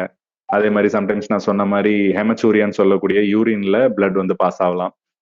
மசில் பேரலைசிஸ், ஸோ மெஜாரிட்டியா கடல் பாம்புகளின் கடி வாங்கும் போது பாத்தீங்கன்னா மஸ்குலர் பேரலைசிஸ்க்கான சான்சஸ் அதிகமா இருக்கு. அதே மாதிரி நியூரோடாக்சிக், அதாவது நரம்பு மண்டலத்தை பாதிக்கக்கூடிய நஞ்சு உள்ள போச்சுனாலும் மசில் பேரலைசிஸ் வரலாம்.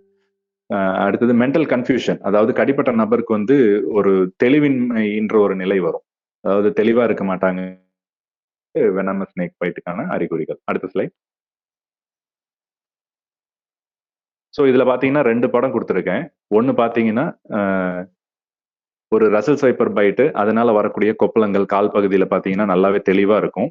இந்த கேஸ் வந்து வேற ஒரு ட்ரெடிஷனல் ப்ராக்டிஸ்ன்னு போயிட்டு நேரத்தை கடத்தி ரொம்ப லேட்டான ப்ரெசன்டேஷனா இருக்கு. அதனாலதான் வந்து பாத்தீங்கன்னா நெக்ரோசிஸ்ன்னு சொல்லக்கூடிய கண்டிஷனும் நம்மளால பார்க்க முடியும். கால் வந்து கருத்து போக ஆரம்பிக்குது, அந்த ஏரியால இருக்க செல்ஸ் எல்லாம் வந்து ரொம்ப டேமேஜ் ஆயிருக்கு. வலது புறத்துல இருக்க கை விரல்ல பாத்தீங்கன்னா ஒரு கோப்ரா, ஒரு நல்ல பாம்பு கடிச்சு அதனுடைய டேமேஜ், அந்த இடத்துல டிஷ்யூ டேமேஜ்ன்னு சொல்லக்கூடிய நெக்ரோசிஸ், திசு அழுகுதல் மாதிரியான ஒரு இது முடிஞ்சு அந்த நபர் வந்து ஹீல் ஆயிட்டு வர ஒரு இமேஜ் தான் இதுல வச்சிருக்கேன். ஸோ இதெல்லாம் வந்து அந்த நஞ்சு வந்து நம்ம உடம்புல எந்த மாதிரியான எக்ஸ்டர்னலான பாதிப்புகளை ஏற்படுத்துன்றதை நம்ம இதுல பார்க்க முடியும். ஓகே, அடுத்த ஸ்லைடு வாங்க. ஸோ இது வந்து காமனா இன்டர்நெட்ல நம்ம பார்க்கக்கூடிய ஒரு பிரச்சனையா இருக்கு.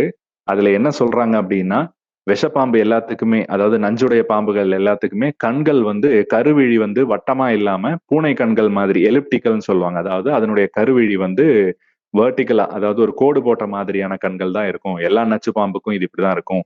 நச்சு பாம்புகளினுடைய தலை வந்து பெருசா இருக்கும், கழுத்து சின்னதா இருக்கும். இந்த மாதிரியான ஒரு தகவல் இருக்கு. அதே மாதிரி நஞ்சில்லாத பாம்புகளுக்கு கண்கள் வந்து பாத்தீங்கன்னா கருவிழி வந்து ரவுண்டா இருக்கும். அதே மாதிரி தலை வந்து இப்ப இந்த இமேஜ்ல காமிச்சிருக்க மாதிரி, அதே மாதிரி வால் பகுதியில வந்து பாத்தீங்கன்னா ஆனல் பிளேட்டுக்கு கீழே ஆசன வாய்க்கு தாண்டி வால் பகுதி மொத்தமும் அடிப்பகுதி வந்து செக்மெண்டடா இருக்கும், இரு வகையா பிரிஞ்ச மாதிரி இருக்கும் இப்படின்ற ஒரு தகவல் போயிட்டு இருக்கு. இது ரொம்ப தவறான தகவல். எடுத்துக்காட்டு சொல்லணும் அப்படின்னா நாகம் அப்படின்றது வெனமஸ்ன்றது எல்லாருக்கும் தெரியும், நச்சு பாம்புன்றது தெரியும். ஸோ அந்த பாம்பினுடைய கண்கள் கவனிச்சிருக்கீங்களா? கருவிழி வந்து உருண்டையா தான் இருக்கும். அப்படின்னும் போது இதுல சொல்லியிருக்க தகவல் தப்பு தானே. ஸோ இதுல ஒரு சின்ன திருத்தம் எடுத்துக்கலாம் நம்ம. எப்படின்னா தலைப்பகுதி வந்து ரொம்ப பெரிதாகவும், கழுத்து பகுதி வந்து ரொம்ப குறுகலாகவும் இருக்கக்கூடியது வைப்பர் ஸ்னேக்ஸ்க்கு பொருந்தும். அதாவது விரியன் பாம்புகள் எல்லாத்துக்குமே இந்த விஷயம் பொருந்தும். தலை வந்து ட்ரையாங்குலர் ஷேப்ல இருக்கலாம். அதே மாதிரி கண்கள் வந்து எலிப்டிக்கல் பூனை கண் மாதிரியான ஃபார்ம்ல இருக்கலாம். ஆசன வாய்க்கு கீழே இருக்கக்கூடிய வால் பகுதியில இருந்து அடிப்பகுதி பார்த்தீங்கன்னா பட்டை பட்டையாக இருக்கக்கூடிய வரிகள் மாதிரியான ஸ்கேல்ஸ் இருக்கும். இப்படின்றதெல்லாம் வந்து விரியன் பாம்புகளுக்கு பொருந்தும். மற்றபடி கடல் பாம்புகள், எலாபிட் ஃபேமிலியில வரக்கூடிய நாகம், கட்டுவிரியன் இதுகளுக்கெல்லாம் பார்த்தீங்கன்னா வேற மாதிரி இருக்கும். ஸோ அந்த ஒரு புரிதலை நம்ம கண்டிப்பா எடுத்துக்கணும். அடுத்த ஸ்லைட் போலாம். ஸோ நான் ஆரம்பத்திலே சொன்னேன் இல்லைங்களா, கண்ணாடி விரியனுடைய நச்சுப்பற்கள் வந்து ரொம்ப பெருசா இருக்கும், ஃபேங்ஸ். இப்போ இதுல இந்த முதல் படம் கவனிச்சீங்கன்னா அதனுடைய ஃபேங்கை வந்து வெளியே எடுத்து காட்டுற மாதிரியான ஒரு இமேஜா இருக்கு. ஸோ இதுல பாத்தீங்கன்னா ஷீத்துன்னு சொல்லக்கூடிய ஒரு சதைப்பகுதி வந்து அந்த நச்சுப்பல்ல வந்து சுத்தி ப்ரொடெக்ட் பண்ற மாதிரியும், அந்த நச்சுப்பல் வந்து உள்நோக்கி வளைஞ்ச மாதிரி இருக்கு. நல்லா தெரியும் உங்களுக்கு. இவ்வளவு பெருசா இன்ச்சஸ் லெவல்ல இருக்கக்கூடிய ஒரு கண்ணாடி வீரியன் நம்மளை கடிச்சா வலி எந்த அளவுக்கு இருக்கும்னு நீங்களே புரிஞ்சுக்கோங்க. இந்த நஞ்சுப்பல் அப்படின்றதுக்கும் நார்மலான பற்களுக்கும் என்ன வித்தியாசம்னு பாத்தீங்கன்னா, நார்மலான பல் நம்மளுடைய வாயில இருக்க பல் மாதிரி. ஸோ அது வந்து அதுக்குள்ள எந்த ஓட்டையுமே இருக்காது. ஆனா நச்சுப்பல் நம்ம சொல்லக்கூடிய இந்த ஃபேங்ஸ் வந்து கவனிச்சீங்கன்னா, சிரஞ்சில நம்ம யூஸ் பண்ற நீடில் இருக்கு இல்லைங்களா, ஊசி. அந்த ஊசி வந்து எப்படி அந்த சிரஞ்சில இருக்க மருந்து வந்து அந்த ஊசி வழியா உள்ள இருக்க ஓட்டை சின்னதா ஹாலோ ஸ்பேஸ் இருக்கும். அது வழியா நம்ம உடம்புல இன்ஜெக்ட் பண்ணும்போது அந்த இன்ஜெக்ஷன்ல வந்து அந்த சிரஞ்சில இருக்கக்கூடிய மருந்தானது ஊசி வழியா நம்ம உடம்புக்கு வருது. இதே கான்செப்ட் தான் பாம்பினுடைய நஞ்சு கிளாண்ட். அந்த கிளாண்டுன்னு சொல்லக்கூடிய அந்த இடத்துல இருந்து, சுரப்பியில இருந்து அந்த நஞ்சானது இந்த ஃபேங்கு உள்ள ஓட்டையா துவாரம் இருக்கக்கூடிய அந்த நீடில் மாதிரி இருக்கக்கூடிய ஃபேங் வழியா தான் நம்ம உடம்புல வந்து அந்த நஞ்சு செலுத்துது. ஸோ ஃபேங் மார்க் அடுத்தது வச்சிருக்கேன். ஸோ இதுல கவனிக்க வேண்டிய விஷயம் என்னன்னு பாத்தீங்கன்னா, நம்ம எல்லாருமே வந்து சினிமால எல்லாம் நிறைய நோட் பண்ணியிருப்போம். பாம்பு கடிச்சதுன்னா உடனே 2 பற்களினுடைய அடையாளம் இருக்கும், நச்சு பற்களினுடைய அடையாளம். இது எல்லா தடவையுமே வந்து இதே மாதிரி தான் இருக்கணும்னு அவசியம் கிடையாது. ஏன்னா பாம்புகள் வந்து சில நேரங்கள்ல தங்களுடைய இரையை பிடிக்கும் போது தவறுதலா அதனுடைய நச்சுப்பற்கள் ஏதாவது 1 அல்லது 2 உடைஞ்சு போறதுக்கு வாய்ப்பு இருக்கு. அப்படி உடைஞ்சு போனாலுமே வந்து அதோட அதுங்களுக்கு வளர்ச்சி நின்னு போயிடாது. இப்போ மனிதர்களை பொறுத்தவரை பாத்தீங்கன்னா, பிறக்கும்போது நமக்கு மில்க் டீத்ன்னு சொல்லக்கூடிய ஆரம்ப நிலை பற்கள் இருக்கும். அது ஒரு 14 வயதுக்குள்ளே நம்ம வந்து அடுத்த லெவல் செகண்டரி டீத்ஸ் வந்து வர ஆரம்பிச்சிரும். அவ்வளவுதான். அதுக்கு மேல நமக்கு பற்கள் இல்ல. அந்த பல்லு செகண்டரி டீத் ஒரு முறை விழுந்துருச்சு, அந்த பற்கள் விழுந்துருச்சு அப்படின்னா திரும்ப முளைக்காது. அதோட நமக்கு வந்து அந்த பற்களினுடைய தேவை போயிடுது. நம்ம வந்து ஆர்டிபிஷியலா தான் வைக்க வேண்டியிருக்கு. பட் பாம்புகளை பொறுத்த வரைக்கும் பாத்தீங்கன்னா, தங்களுடைய ஆயுட்காலம் வரைக்கும் நஞ்சு பல்லா இருந்தாலும் சரி, மற்ற சிறு பற்களா இருந்தாலும் சரி, பல்லு விழுந்துருச்சுன்னா அந்த இடத்துல மறுபடியும் புது பல் உருவாகிடும். ஸோ அதனால தன்னுடைய லைஃப் டைம் பூராமே வந்து அந்த பாம்புக்கு புது பற்கள் முளைச்சுக்கிட்டே இருக்கும். ஸோ இதை நான் எதுக்கு சொல்றேன் அப்படின்னா, சில நேரங்கள்ல வந்து கம்பல்சரி 2 ஃபேங் மார்க்ஸ் இருக்கணும்னு அவசியம் கிடையாது. ஒரே ஒரு பல்லினுடைய அடையாளம் இருக்கலாம், அல்லது கீறல் மாதிரி இருக்கலாம், அல்லது சில நேரங்கள்ல அந்த பாம்பு கடிக்கும்போது தவறுதலா ஒரு பல்லினுடைய மார்க் மட்டும்தான் நம்ம உடம்புல இருக்கும், கீறல் மாதிரி வந்திருக்கும். பட் ஸ்டில் அந்த இடத்துல வந்து நஞ்சு இறங்குறதுக்கான வாய்ப்புகள் அதிகமா இருக்கு. ஸோ இதை நம்ம நல்லா புரிஞ்சுக்கணும். அடுத்த ஸ்லைட் போலாம். ஸோ ட்ரீட்மெண்ட் பார்ட்டுன்னு வரும்போது நியூரோடாக்சிக், அதாவது நரம்பு மண்டலத்தை பாதிப்படைய செய்யக்கூடிய நஞ்சானது ரொம்ப ஃபாஸ்ட் ஆக்டிங்கா இருக்கு. ரொம்ப வேகமாக அதனுடைய வேலைப்பாடுகளை ஆரம்பிக்குது. ஏன்னா நரம்பு மண்டலத்தை அடைய செய்யறதுனால. ஸோ நம்மளுடைய மோட்டார் ஃபங்க்ஷன்ஸ் எல்லாத்தையுமே வந்து தடை செய்யுது. அப்போ பேரலைட்டிக் கண்டிஷன் உருவாகுது. பேரலைசிஸ் வரும்போது நம்மளுடைய ஒரு புறம் தளர்ந்து போன மாதிரி, பார்ஷியல் பேரலைசிஸ் மாதிரி, ஏதாவது ஒரு கையும் காலும் வந்து செயலிழக்காத மாதிரி, அல்லது மொத்தமாவே கால்கள் செயலிழந்து போற மாதிரியான ஒரு நிலை ஏற்படும்.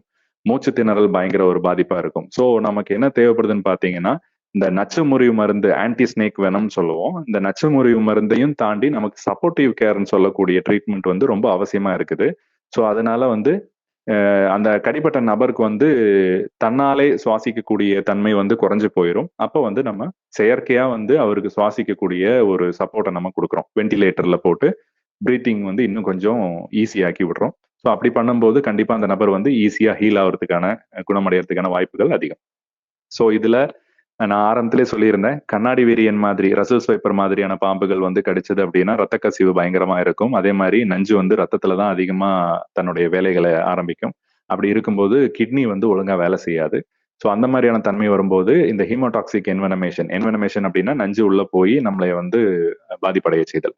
ஸோ இந்த வேலையை வந்து நம்ம உடனே வந்து ஆர்டிபிஷியல் டயாலிசிஸ் சப்போர்ட்னால அந்த சப்போர்ட் வச்சு நம்ம வந்து ரத்தத்தை வந்து சுத்திகரிச்சு ரத்தத்துல இருக்கக்கூடிய தேவையில்லாத நச்சுக்களை எல்லாம் வெளியேற்ற முயற்சிப்போம். ஸோ இந்த வேலையும் செய்யணும், சைமல்டேனியஸா அதனுடைய வந்து நச்சு முறிவு மருந்துன்னு சொல்லக்கூடிய ஆன்டி ஸ்னேக் வெனம் அதையும் கொடுக்கணும். ஸோ இந்த 2 வேலையும் சேர்ந்து செய்யும் போது அந்த கடிப்பட்ட நபர் வந்து ஈஸியா ரெக்கவர் ஆகிறதுக்கான வாய்ப்புகள் அதிகமா இருக்கு. உலகத்திலேயே பாத்தீங்கன்னா பாம்பு கடியில நம்பர் 1 இருக்கிறது ஆஸ்திரேலியா. இந்தியா வந்து அதுக்கப்புறம் தான் இருக்கு. ஆனா பாம்பு கடியால் ஏற்படக்கூடிய மரணம் வந்து யார் ஃபர்ஸ்ட்னு கேட்டீங்கன்னா கண்டிப்பா ஆஸ்திரேலியா இல்ல, இந்தியா தான்.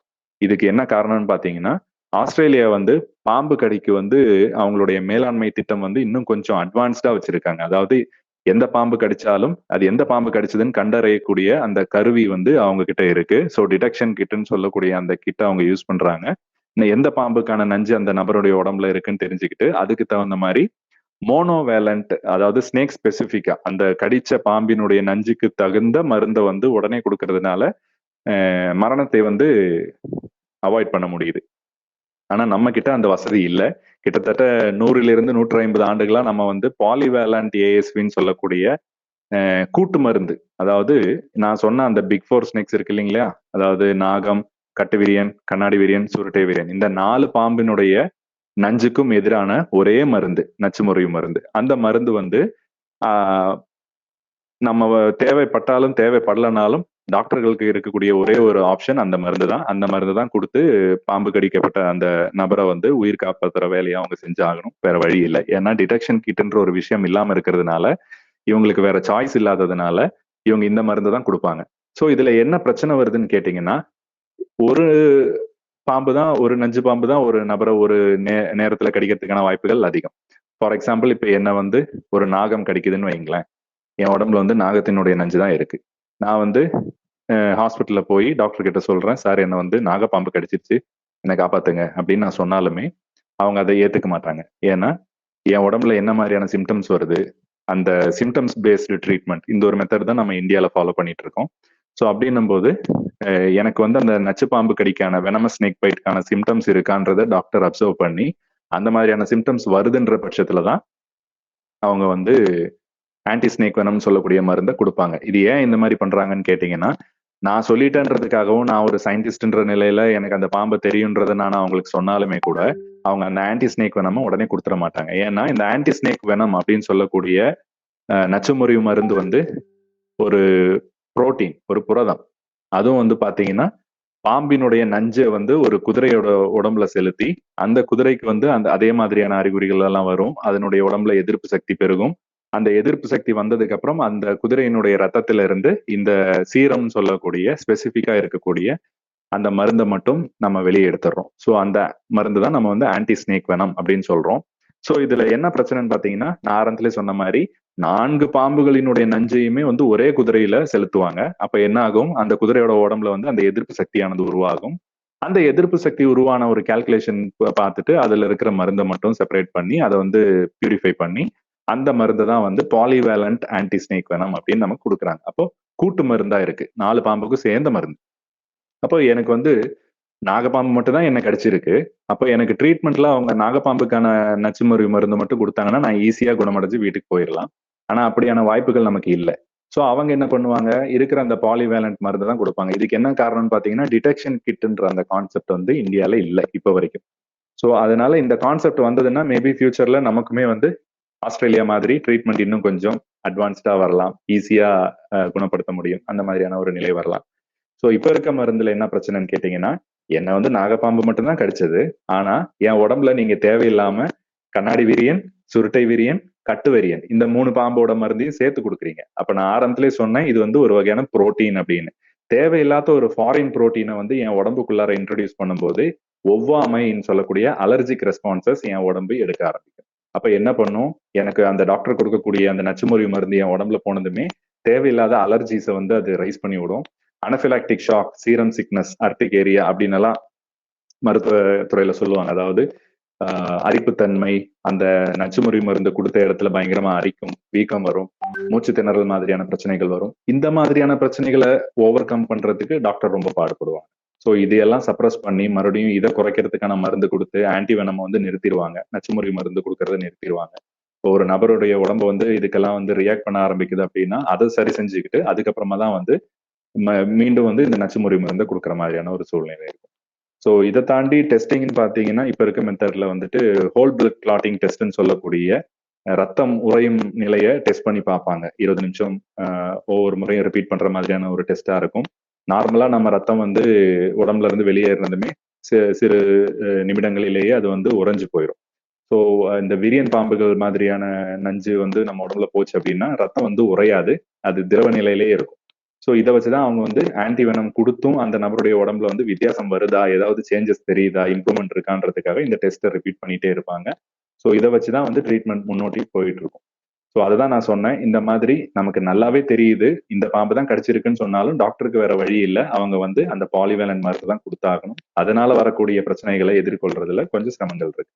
ஸோ என்னுடைய பிஹெச்டி ஒர்க்கே நான் வந்து எடுக்கிறது எதுக்குன்னு பார்த்தீங்கன்னா, இந்த முறையை மாற்றி பாலிவேலண்டா இருக்கிற மருந்தை வந்து ஸ்னேக் ஸ்பெசிஃபிக்கா, நாகம் கடிச்சா நாகத்துக்கு மட்டும் மருந்து கொடுத்தா மற்ற அலர்ஜிக் ரெஸ்பான்சஸை நம்ம அவாய்ட் பண்ண முடியும். அதே மாதிரி ட்ரீட்மெண்ட்டுக்கான செலவை குறைக்க முடியும். ஹாஸ்பிட்டல் அட்மிட் ஆகக்கூடிய தினங்கள் குறைக்க முடியும்.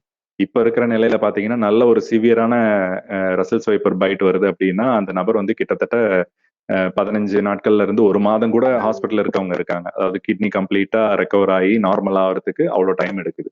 ஸோ ஆன்டிவெனம் சீக்கிரமா கொடுத்து முடிச்சாலுமே சப்போர்ட்டிவ் கேர் வந்து அவங்களுக்கு அதிகம் தேவைப்படுது. சில நேரங்கள்ல பாத்தீங்கன்னா லேட் பிரசன்டேஷன் வருவாங்க. அதாவது காலம் கடத்தி ரொம்ப வர்ஸ்டான கண்டிஷன்ல டாக்டருக்கே வந்து இந்த பேஷண்ட்டை காப்பாற்ற முடியுமான்ற ஒரு கஷ்டமான சூழ்நிலையில அவங்க போராடிட்டு இருப்பாங்க. அந்த அளவுக்கு லேட்டா வந்து ஹாஸ்பிட்டல வந்து அப்ரோச் பண்ணுவாங்க. ஸோ இந்த மாதிரியான தவறுதல்ல வந்து நம்ம குறைச்சோம் அப்படின்னு சொன்னாலே ஸ்னேக் பைட் வந்து இன்னும் ஈஸியா ட்ரீட்மெண்ட் பண்ண முடியும். அடுத்த ஸ்லைட் போலாம்.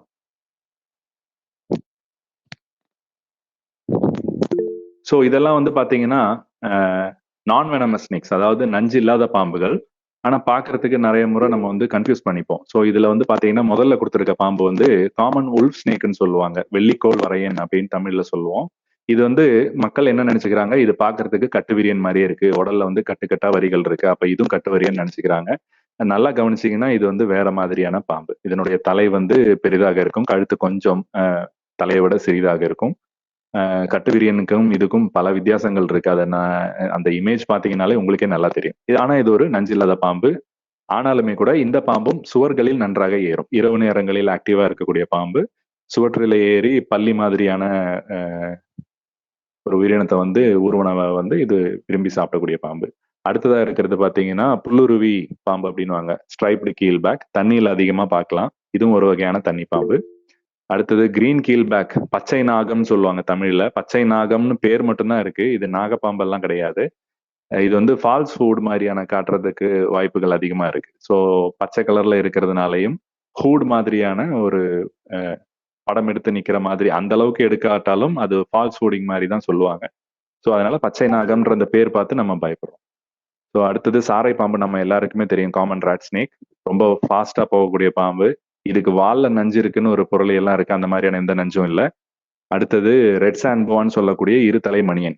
ஸோ இதுக்கு மருத்துவ குணம் இருக்கு அப்படின்னு சொல்லிட்டு இது பயங்கரமா பிளாக் மார்க்கெட்ல பயங்கர சேல் போகுதுன்ற மாதிரியான பேச்சுகள் எல்லாம் இருக்கு. இதை வந்து வெளிநாடுகள்ல வந்து ஒரு செல்லப்பிராணியா வளர்த்துறாங்க அப்படின்றதுக்காக தான் இந்த பாம்பு வந்து வெளியே போகுதே தவிர மருத்துவ குணங்கள் எல்லாம் எதுவுமே கிடையாது இந்த பாம்புக்கு. சொல்லப்போனா இது ஒரு விவசாயியின் நண்பன் வேணா சொல்லலாம். ஏன்னா மண்ணுக்கடியில புதைந்திருந்து தன்னுடைய இரையை தேடி வந்து பிடிக்கிறதுக்காக மண் அது இருக்கிற இடத்த வந்து மண்ணை வந்து நல்லா புரட்டி போடும். அப்போ சாயிலுக்கான நியூட்ரிஷன் வந்து ஈஸியா கிடைக்கிறதுக்கு இந்த பாம்பு பெரிய உதவி பண்ணுது. அதனால விவசாய நிலங்கள்ல இந்த பாம்பு அதிகம் பார்க்கலாம். ஸோ இனிமே இந்த பாம்பை விவசாய நிலங்கள்ல பாத்தீங்கன்னா தயவு செய்து அடிச்சு கொண்டுடாதீங்க, அல்லது அதை ஒன்றும் தொந்தரவு பண்ணாம விட்டீங்கன்னா உங்களுக்கு தான் நல்லது. இதுக்கு வந்து நிறைய பேர் வந்து பயப்படுவாங்க. எப்படின்னா, இது தெரியாம நம்மள நக்கிடுச்சுன்னா அந்த இடத்துல வந்து குஷ்டம் மாதிரியான நோய் வரும் அப்படின்னுட்டு. அது ரொம்ப தவறு. குஷ்டம் நோயின்றது அது ஒரு பாக்டீரியல் இன்ஃபெக்ஷன். இது முற்றிலுமா நம்ம புரிஞ்சுக்கணும். இது தவறான ஒரு கருத்துன்றது புரிஞ்சுக்கணும். அடுத்தது செக்கர்டு கீல்பேக், கண்டங்கண்டை நீர்க்கோழி. சாதாரணமாக நம்ம பார்க்கக்கூடிய தண்ணி பாம்புன்னு சொல்ற பாம்பு. ஸோ இதுவுமே வந்து விஷம் இல்லாத பாம்பு. அடுத்த ஸ்லைட் போலாம். ஸோ இதுல முதல் ஸ்லைட்ல இருக்கக்கூடிய இந்த ஃபர்ஸ்ட் இமேஜ்ல இருக்கக்கூடிய பாம்பு பாத்தீங்கன்னா ரொம்ப ஆக்ரோஷமா இருக்கு. ஆனா அது ஒரு நஞ்சில்லாத பாம்பு. மோதிர வளையன் அப்படின்னு சொல்லுவாங்க. நஞ்சில்லாத ஒரு ட்ரிங்கட் ஸ்னேக் அது. அதே மாதிரி அடுத்த பாம்போட பேரை பார்த்ததுமே உங்களுக்கு பயம் வந்திருக்கும். கொம்பேரி மூக்கன். இன்னமும் கிராமப்புறங்கள்ல வந்து இந்த பாம்பு வந்து ரொம்ப நஞ்சுடைய பாம்பு. இது கடிச்சதுன்னா கடிச்ச நபர் இறந்ததுக்கு அப்புறம் சுடுகாட்டுல கொண்டு போய் புதைக்கிறாங்களா எரிக்கிறாங்களான்னு மேல மரத்து மேல கொம்பு மேல ஏறி நின்று பார்க்கும் அப்படின்ற ஒரு நம்பிக்கை இருக்கு. அது முற்றிலும் தவறு. இது வந்து அர்போரியல் ஸ்னேக் அப்படின்னு சொல்லுவாங்க. அதாவது மரங்களிலேயே நடந்து தன்னுடைய இரையை வந்து அது ஒரு பறவையா இருக்கலாம் அல்லது ஓணானா இருக்கலாம். மரங்களில் கிடைக்கக்கூடிய இரையை அதிகமா கண்ட்ரோல் பண்ணக்கூடிய ஒரு பாம்பு. ஸோ பூச்சிகளையும் உண்ணக்கூடியது. ஸோ அந்த வகையில பார்க்கும்போது கிராமப்புறங்கள்ல எல்லாம் மரங்கள்ல அதிகமா இந்த பாம்பை பார்க்கலாம். தவறுதலா சில நேரங்கள்ல மரத்து மேல இருந்து கீழே விழும்போது மக்கள் யாராவது இருந்தாங்கன்னா அவங்க மேல விழும்போது அது பதட்டத்துல கடிக்கிறதுக்கான வாய்ப்பு இருக்கு. ஸோ அப்படி கடிச்சாலுமே வந்து அதுக்கு நஞ்சு எதுவும் கிடையாது. இது வந்து டோட்டலி ஹார்ம்லெஸ் ஸ்னேக், நஞ்சு இல்லாத ஒரு பாம்பு. அடுத்தது பிராமினி பிளைண்ட் ஸ்னேக்னு சொல்லக்கூடிய சிறு பாம்பு, செவிட்டு பாம்பு, குருடன் பாம்புன்னு எல்லாம் நம்ம சொல்லுவோம் தமிழ்ல. பார்த்தா மண்புழு மாதிரியே இருக்கும். ஆனா மினுமினுப்பா இருக்கும் உடம்பு. மண்புழு மாதிரி நகராம இது வந்து பாம்பு மாதிரியான வளைந்து நெளிந்து ஓடக்கூடிய ஒரு மூமெண்ட்டை கொடுக்கறதுனாலே இது வந்து பாம்பு நம்ம கண்டுபிடிச்சிரும். இன்னும் சொல்ல போனா நிறைய பேர் வந்து இதை அடிச்சு கொண்டா சாவ மாட்டேங்குதுன்னு சொல்லிட்டு இதை வந்து தீ வச்சு கொளுத்துவாங்க. அந்த மாதிரி எல்லாம் தயவு செய்து செய்யக்கூடாது. ஏன்னா இது வந்து ரொம்ப நமக்கு நல்லதுதான் பண்ணுது சொல்ல போனா.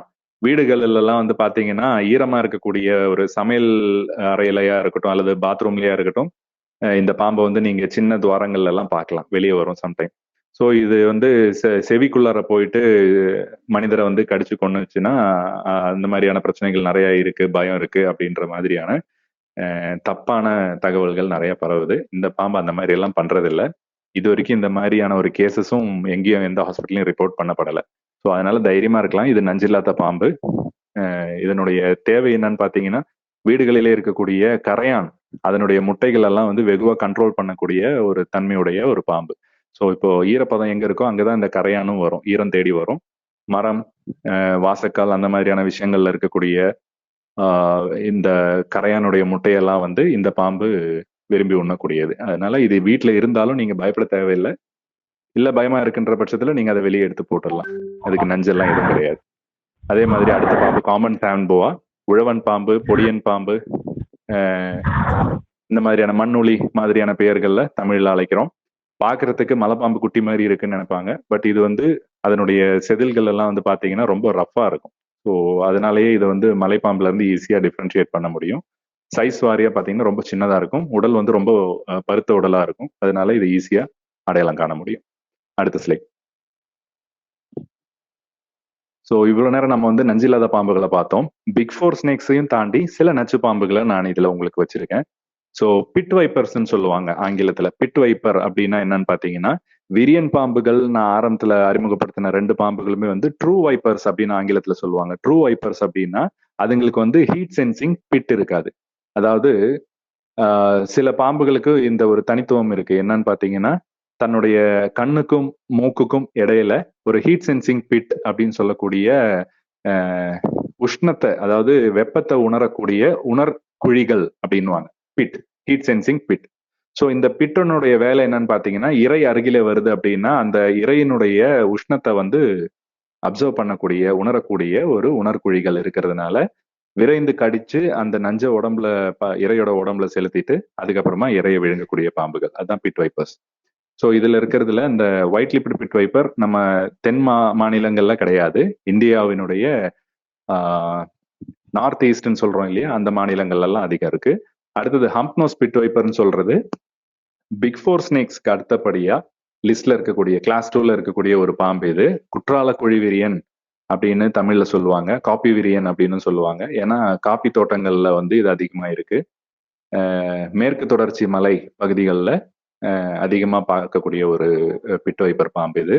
உருவ இது வந்து பாத்தீங்கன்னா 1 அடி மேக்ஸிமம்ன்ற மாரி இருந்தாலும், இதனுடைய கடி வந்து கொஞ்சம் வித்தியாசமான பேட்டர்ன். இதனுடைய நஞ்சு வந்து நம்ம உடம்புல வந்து வேற மாதிரியான பிரச்சனைகள உண்டு பண்ணுது.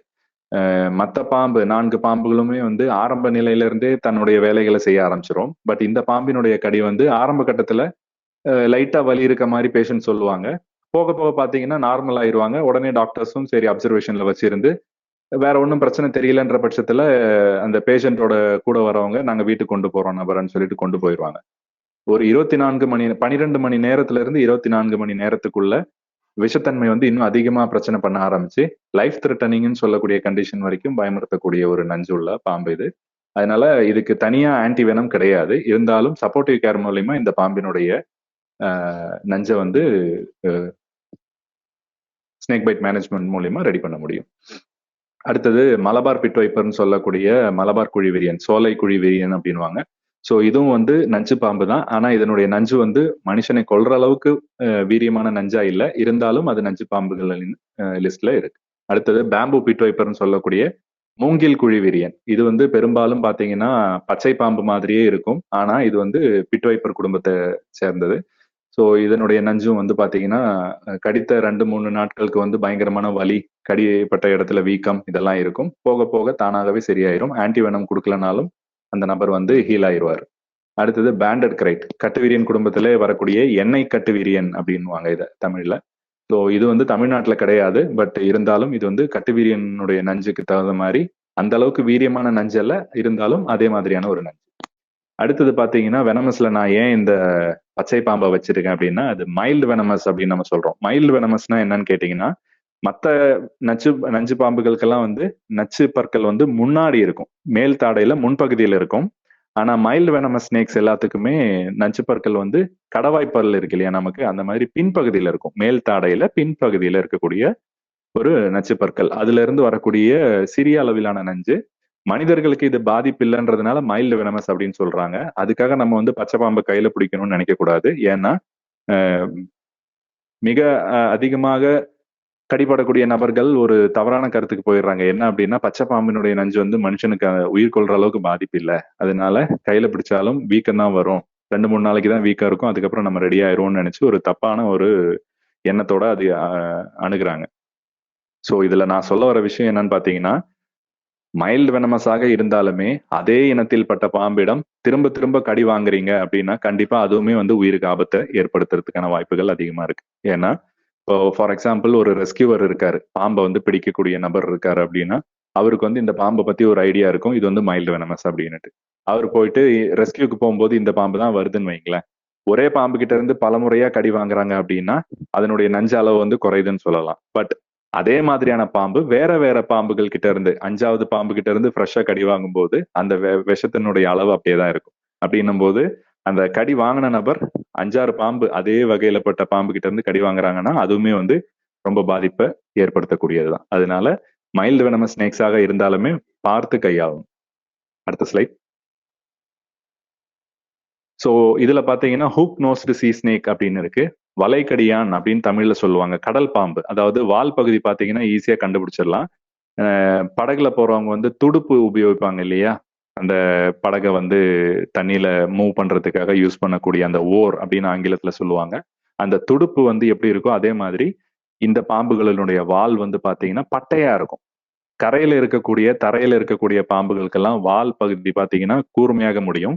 இந்த பாம்புக்கு பாத்தீங்கன்னா பட்டையாக இருக்கும். இந்த துடுப்பு மாதிரியான ஒரு வடிவத்துல இருக்கிறதுனால இந்த பாம்புகள் வந்து கடல்ல வந்து கடல் தண்ணியில நீந்தி போய் தன்னுடைய இரையை பிடிக்கிறதுக்கான அம்சமாக இருக்கிறது. ஸோ கடல் பாம்புகள் பெரும்பாலும் நம்ம நினைச்சுக்கிறோம் கடலுக்கு நடுவுல தான் இருக்கும் அப்படின்னுட்டு. அப்படி கிடையாது. ஷாலோ வாட்டர் அப்படின்னு சொல்லுவாங்க. அதாவது ஷாலோ வாட்டர் அப்படின்னா இப்ப நம்ம ஒரு கடற்கரைக்கு போறோம், தண்ணியில இறங்குறோம் அப்படின்னும் போது பாத்தீங்கன்னா இடுப்பளவு தண்ணி, முட்டி அளவு தண்ணி, அந்த மாதிரி தண்ணியை தான் ஷாலோ வாட்டர் அப்படின்னு சொல்றோம். ஸோ இந்த பாம்புகள் வந்து மற்ற பாம்புகள் மாதிரியே மூச்சு எடுக்கிறதுக்காக மேல வந்து காற்றுல இருக்கக்கூடிய ஆக்சிஜனை தான் எடுத்துட்டு போகுது. ஸோ அப்படின்ற போது ஆழ்கடல்ல போயிட்டு இருக்கிறதெல்லாம் வந்து ரொம்ப ரேரா தான் பார்க்க முடியும். மேல தண்ணிக்கு மேலேயே தான் மிதந்துட்டு வரும். அதே மாதிரி தனக்கு உணவு கிடைக்கிற தூரத்துல தான் இருக்கும். ஷாலோ வாட்டர்ல தான் அதிகம் பார்க்க முடியும். ஸோ எல்லோ லிப்டு கிரைட் இது கட்டுவிரியன் வகையை சேர்ந்த ஒரு கடல் பாம்பு. இந்தியால வந்து ஆண்டமான் அண்ட் நிக்கோபார் அந்த தீவுகள்ல பார்க்கலாம் அப்படின்னு சொல்லியிருக்காங்க. ஸோ மற்ற கரையோரங்கள்ல வந்து இது இந்தியாவில் வந்து கம்மி தான். அடுத்தது கோரல் ஸ்னேக்னு சொல்லக்கூடிய நாணற்குச்சி பாம்பு, பவளப்பாம்புன்னு நல்லா சொல்லுவாங்க. கோரல் ஸ்னேக்ஸுமே வந்து பாத்தீங்கன்னா எலாபிட் ஃபேமிலியில வச்சிருப்பாங்க. இதுங்களுக்கும் நஞ்சு இருக்கு. ஆனா இதனுடைய நஞ்சு வந்து மனிதர்களை கொல்லும் அளவுக்கு வீரியமான நஞ்சா இல்ல, அளவு வந்து போதுமானதா இல்ல அப்படின்றதுனால இதுங்களுக்கு நச்சுமுறி மருந்தெல்லாம் வந்து இன்னும் ரெஃபர் பண்ணல. ஸோ அடுத்தது ராஜநாகம், கருநாகம்னு சொல்லுவாங்க தமிழ்ல. கருநாகம் சொல்லக்கூடியது ராஜநாகத்தை தான். இதனுடைய உருவம் வந்து பாத்தீங்கன்னா largest venomous snake in the world அப்படின்னு சொல்லுவாங்க. அதாவது உலகத்திலேயே வந்து நஞ்சுடைய பெரிய பாம்பு, நீளமான பாம்பு அப்படின்ற மாதிரி. உண்மைதான். ஆனா இது வந்து இதனுடைய நஞ்சு வந்து பாத்தீங்கன்னா அளவு அதிகமா இருக்கு. ஒரு யானையே கொல்லக்கூடிய அளவுக்கு நஞ்சு இருக்கு அப்படின்ற மாதிரி பேசப்படுது. கம்பேரட்டிவ்லி பாத்தீங்கன்னா நாகப்பாம்பு, நல்ல பாம்பினுடைய நஞ்சை விட வீரியம் குறைஞ்ச நஞ்சு தான். ஆனா நஞ்சினுடைய அளவு வந்து அதிகமா இருக்கு. ஸோ நீங்க இப்போ உங்களுக்கு ஒரு சந்தேகம் வந்திருக்கும், பிக் ஃபோர் ஸ்னேக்ஸ்ல ஏன் வந்து கிங் கோப்ராவை, ராஜநாகத்தை ஏன் வைக்கல அப்படின்னு. ஸோ இந்த பாம்பு வந்து கேட்டகரி 2ல இருக்கு, அதாவது கிளாஸ் 2ல இருக்கு. கிளாஸ் 2லனா என்னன்னா ரேரான பாம்பு, ஆனா இதனுடைய நஞ்சு வந்து நம்மள தன்மையில இருக்கு. கிளாஸ் 2ல வச்சிருக்காங்க. ஆனா இந்த பாம்பு வந்து பாத்தீங்கன்னா இந்தியாவில் பரவலா எல்லா இடத்துலயும் பார்க்க முடியாது. சவுத் இந்தியால வந்து இந்த வெஸ்டர்ன் காட்ஸ்ன்னு சொல்லக்கூடிய மேற்கு தொடர்ச்சி மலை அதை சார்ந்த பகுதிகளில் மட்டும்தான் இது பார்க்க முடியுது. அதே மாதிரி மேல இந்தியால போக போக அசாம் மாதிரியான இடங்கள் வரைக்கும், அதே மாதிரி பீகார், உத்தரகாண்ட் இந்த மாதிரியான இடங்கள்ல எல்லாம் இந்த பாம்பை பார்க்க முடியுது. பட் இதுக்கு ஏன் வந்து நம்ம நச்சுமுறி மருந்து வைக்கலன்னு கேட்டீங்கன்னா, இந்த பாம்பு வந்து மற்ற பாம்பினத்தை மாதிரி இல்லாம கொஞ்சம் புத்தி கூர்மை உள்ள பாம்பு. இது வந்து மனிதனை வந்து ஒரு த்ரெட்டா நினைச்சதில்லை. அதனாலேயே இது வந்து கூடுமான வரைக்கும் மனிதனை வார்ன் பண்ணி தன்னுடைய எல்லையில இருந்து வெளியேற்ற செய்யும். ஸோ அதனாலேயே வந்து இது தன்னுடைய நஞ்சை வந்து வீணாக்குறது இல்லை. இது வரைக்கும் இந்தியால பாத்தீங்கன்னா 6ல இருந்து 7 ரிப்போர்ட் தான் இருக்கு இந்த பாம்பு கடிச்சு மரணம் நிகழ்ந்ததா. அதுவும் வந்து யாருமே வந்து பப்ளிக் கிடையாது, அதாவது பொதுமக்கள் கிடையாது. பாம்பை கையாளக்கூடிய ரெஸ்கியூவர்ஸ் அல்லது ஜூல இருக்கக்கூடிய ஹெல்ப்பர்கள், அந்த மாதிரி ஸ்னேக்ஸை ஹேண்டில் பண்ணக்கூடிய நபர்கள் தவறுதலா ஹேண்டில் பண்ணும்போது கோவத்தினால கடிச்சு இறக்க வாய்ப்புகள் அதிகமா இருக்கு. ஸோ ரெஸ்கியூவர்ஸ்க்கு தான் இது ரிஸ்க் வருதே தவிர பப்ளிக் வந்து இது வரைக்கும் ஒரு ரிப்போர்ட் கூட பதிவாகப்படலை. அதனாலேயே இந்த பாம்புக்கான நஞ்சு வந்து இது வரைக்கும் தனியா இந்தியால வந்து உபயோகத்துல இல்லை, நச்சுமுறி மருந்து. அடுத்த இது பாத்தீங்கன்னா கோப்ரா மாதிரி, நம்ம நல்ல பாம்பு மாதிரி இருக்கக்கூடிய, ஆனா தமிழகத்துல இல்லை, மோனோக்கல்டு கோப்ரான்னு சொல்லுவாங்க, ஒற்றை சக்கர இந்திய நாகம். ஸோ இது வந்து நார்தர்ன் சைடு, சவுத் இந்தியா தாண்டி போகும்போது தான் நம்ம இந்த ஒரு வகையை பார்க்க முடியுது. இதனுடைய நஞ்சும் வந்து பாத்தீங்கன்னா ஸ்பெக்டக்கல்டு கோப்ரான்னு சொல்லக்கூடிய நம்ம சவுத்துல எல்லாம் இருக்கிற நாஜனாஜாவினுடைய வெனம் சொல்லக்கூடிய நஞ்சுக்கு ஈக்குவலாகவே இருக்குது. நச்சு பாம்பு, இந்த பாம்பினுடைய கடிக்கும் வந்து ஆன்டி ஸ்னேக் வெனம் வந்து நம்மளுடைய பாலிவேலண்ட்னு சொல்லக்கூடிய மருந்து தான் கொடுக்குறாங்க. ஓரளவுக்கு செயல்பட்டாலும் முழுசா வந்து குணமடைதான்னு கேட்டா சப்போர்ட்டிவ் கேர் மூலியமா தான் இதுல வந்து ஹீலிங் இருக்கு. அடுத்தது ஏசியாட்டிக் கோப்ரான்னு சொல்லக்கூடியது ஹிமாலயன் மலை தொடர்ச்சியில மட்டும்தான் பார்க்க முடியுது, வேற இந்தியால எங்கேயுமே இல்லை. ஸோ இதுவுமே வந்து நான் சொன்னேன் இல்லையா ஆரம்பத்திலே 4 கோப்ரா இனங்கள் வந்து இந்தியாவில் இருக்குன்னு. ஸோ ஏசியாட்டிக் கோப்ரா ஒரு வகை, மோனோக்கல்டு கோப்ரா ஒரு வகை, ஆண்டமான் கோப்ரான்னு அந்தமான் தீவுல மட்டும் இருக்கிற ஒரு கோப்ரா, அடுத்தது நார்மலா நம்ம பார்க்கக்கூடிய ஸ்பெக்டக்கல் கோப்ரா. ஸோ இந்த 4 வகை தான் வந்து இந்தியால கோப்ரா இருக்கு. அடுத்த slide. So dos and don'ts சீக்கிரமா முடிச்சிடுறேன், நான் டைம் அதிகம் எடுக்கிறேன்னு நினைக்கிறேன். ஸோ நம்ம என்ன பண்ணணும், என்ன பண்ணக்கூடாது, பாம்பு கடியை வந்து நம்ம எப்படி தவிர்க்கலாம். கையில வந்து ஒரு குச்சி வச்சுக்கிட்டோம், தோட்டத்துல நடக்கிறோம், இல்ல வயல் பகுதியில எல்லாம் நடக்கிறோம், இல்ல ஒரு ஃப்ரீ லேண்டு, ஃபீல்டுல கிராஸ் லேண்ட்ல போறோம் அப்படின்னா பாம்பை வந்து நம்ம சர்ப்ரைஸ் பண்றோம். அதாவது திடீர்னு பாம்பு முன்னாடி போய் நிற்கும் போது அதுவுமே வந்து நம்ம எந்த அளவுக்கு பதட்டத்துல இருக்கோமோ அதே பதட்டம் பாம்பிடமும் காணப்படுது. அப்படின்னும் போது அது தன்னை காப்பாத்தி கொள்ள கடிக்க எத்தனிக்கும். ஸோ நீங்க கையில ஒரு குச்சி வச்சுக்கிட்டு அதை வந்து தரையில தட்டிக்கிட்டே போனீங்க அப்படின்னா கண்டிப்பா வந்து பாம்பு வந்து அதை உணர முடியும். நிறைய பேர் வந்து சொல்லுவாங்க பாம்புக்கு வந்து காது இல்ல, பாம்புக்கு காது கேட்காது அப்படின்ட்டு. அது உண்மையிலேயே தவறு. ரீசெண்டான ரிசர்ச்ல எல்லாம் என்ன கண்டுபிடிச்சிருக்காங்கன்னு பாத்தீங்கன்னா பாம்புகளுக்கும் வந்து கேள்வி திறன் இருக்கு. அதாவது இவ்வளவு நாளா நம்ம என்ன நினைச்சுக்கிட்டு இருந்தோம் அப்படின்னா பாம்புகள் வந்து தங்களுடைய கீழ் தாடையில இருந்து உணரக்கூடிய வைப்ரேஷன், நிலத்திலிருந்து வரக்கூடிய அதிர்வுகள் மூலியமா தான் வந்து அது வந்து சத்தத்தை உணருது. அருகிலே யாராவது மனிதர்கள் வந்தா தப்பிச்சு ஓட நினைக்குது, அதே மாதிரி தனக்கு எதனா ஆபத்து வந்தாலும் உணர்ந்து ஓடுது அப்படின்னுட்டு. இதுல உண்மை என்னன்னு பாத்தீங்கன்னா ஒரு பாம்புக்கு வந்து கேள்வி திறன் எந்த அளவுக்கு இருக்குன்னு பாத்தீங்கன்னா 80 ஹெர்ட்ஸ், அதாவது சவுண்ட் வந்து நம்ம ஹெர்ட்ஸ்ல ஃப்ரீக்வன்சி வந்து வேவ் லென்த் வந்து நம்ம மெஷர் பண்ணுவோம் இல்லைங்களா? ஸோ 80 ஹெர்ட்ஸ்ல இருந்து 1000 ஹெர்ட்ஸ் வரைக்கும் இருக்கக்கூடிய சவுண்ட் வந்து ஒரு பாம்பினால உணர முடியும், கேட்க முடியும் அப்படின்னு சொல்லி ஆராய்ச்சியாளர்கள் கண்டுபிடிச்சிருக்காங்க. ஸோ இதுல மனிதர்களுடைய ரேஞ்ச் என்னன்னு பாத்தீங்கன்னா 20 ஹெர்ட்ஸ்ல இருந்து 20,000 ஹெர்ட்ஸ் வரைக்கும் மனிதர்களால கேட்க முடியும். ஸோ இப்ப இந்த பாம்புக்கு என்ன பிரச்சனைன்னு பாத்தீங்கன்னா 80 ஹெர்ட்ஸ்ல இருந்து 1000 ஹெர்ட்ஸ்ன்னு நான் சொன்னேன். அதுல வந்து ஒரு மனிதனுடைய பேச்சோ அல்லது மகுடியினுடைய சத்தத்தையோ கண்டிப்பா ஒரு பாம்புனால உணர முடியும். ஆனா ஒரு ரீங்காரம் செய்து ஒரு கூச்சலிட்டு செல்லக்கூடிய ஒரு பறவையினுடைய ஒலியை வந்து ஒரு பாம்பால உணர முடியணும்ன்றது இல்லை. ஏன்னா பறவையினுடைய ஒரு நல்ல ரீங்காரிக்கும் சத்தமானது ஒரு 2500 ஹெர்ட்ஸ் வரைக்கும் இருக்கும். ஸோ அந்த 2500 ஹெர்ட்ஸ்ல இருக்கக்கூடிய அந்த பறவையினுடைய சத்தத்தை வந்து பாம்பால கேட்க முடியுமான்னு கேட்டீங்கன்னா கண்டிப்பா முடியாது.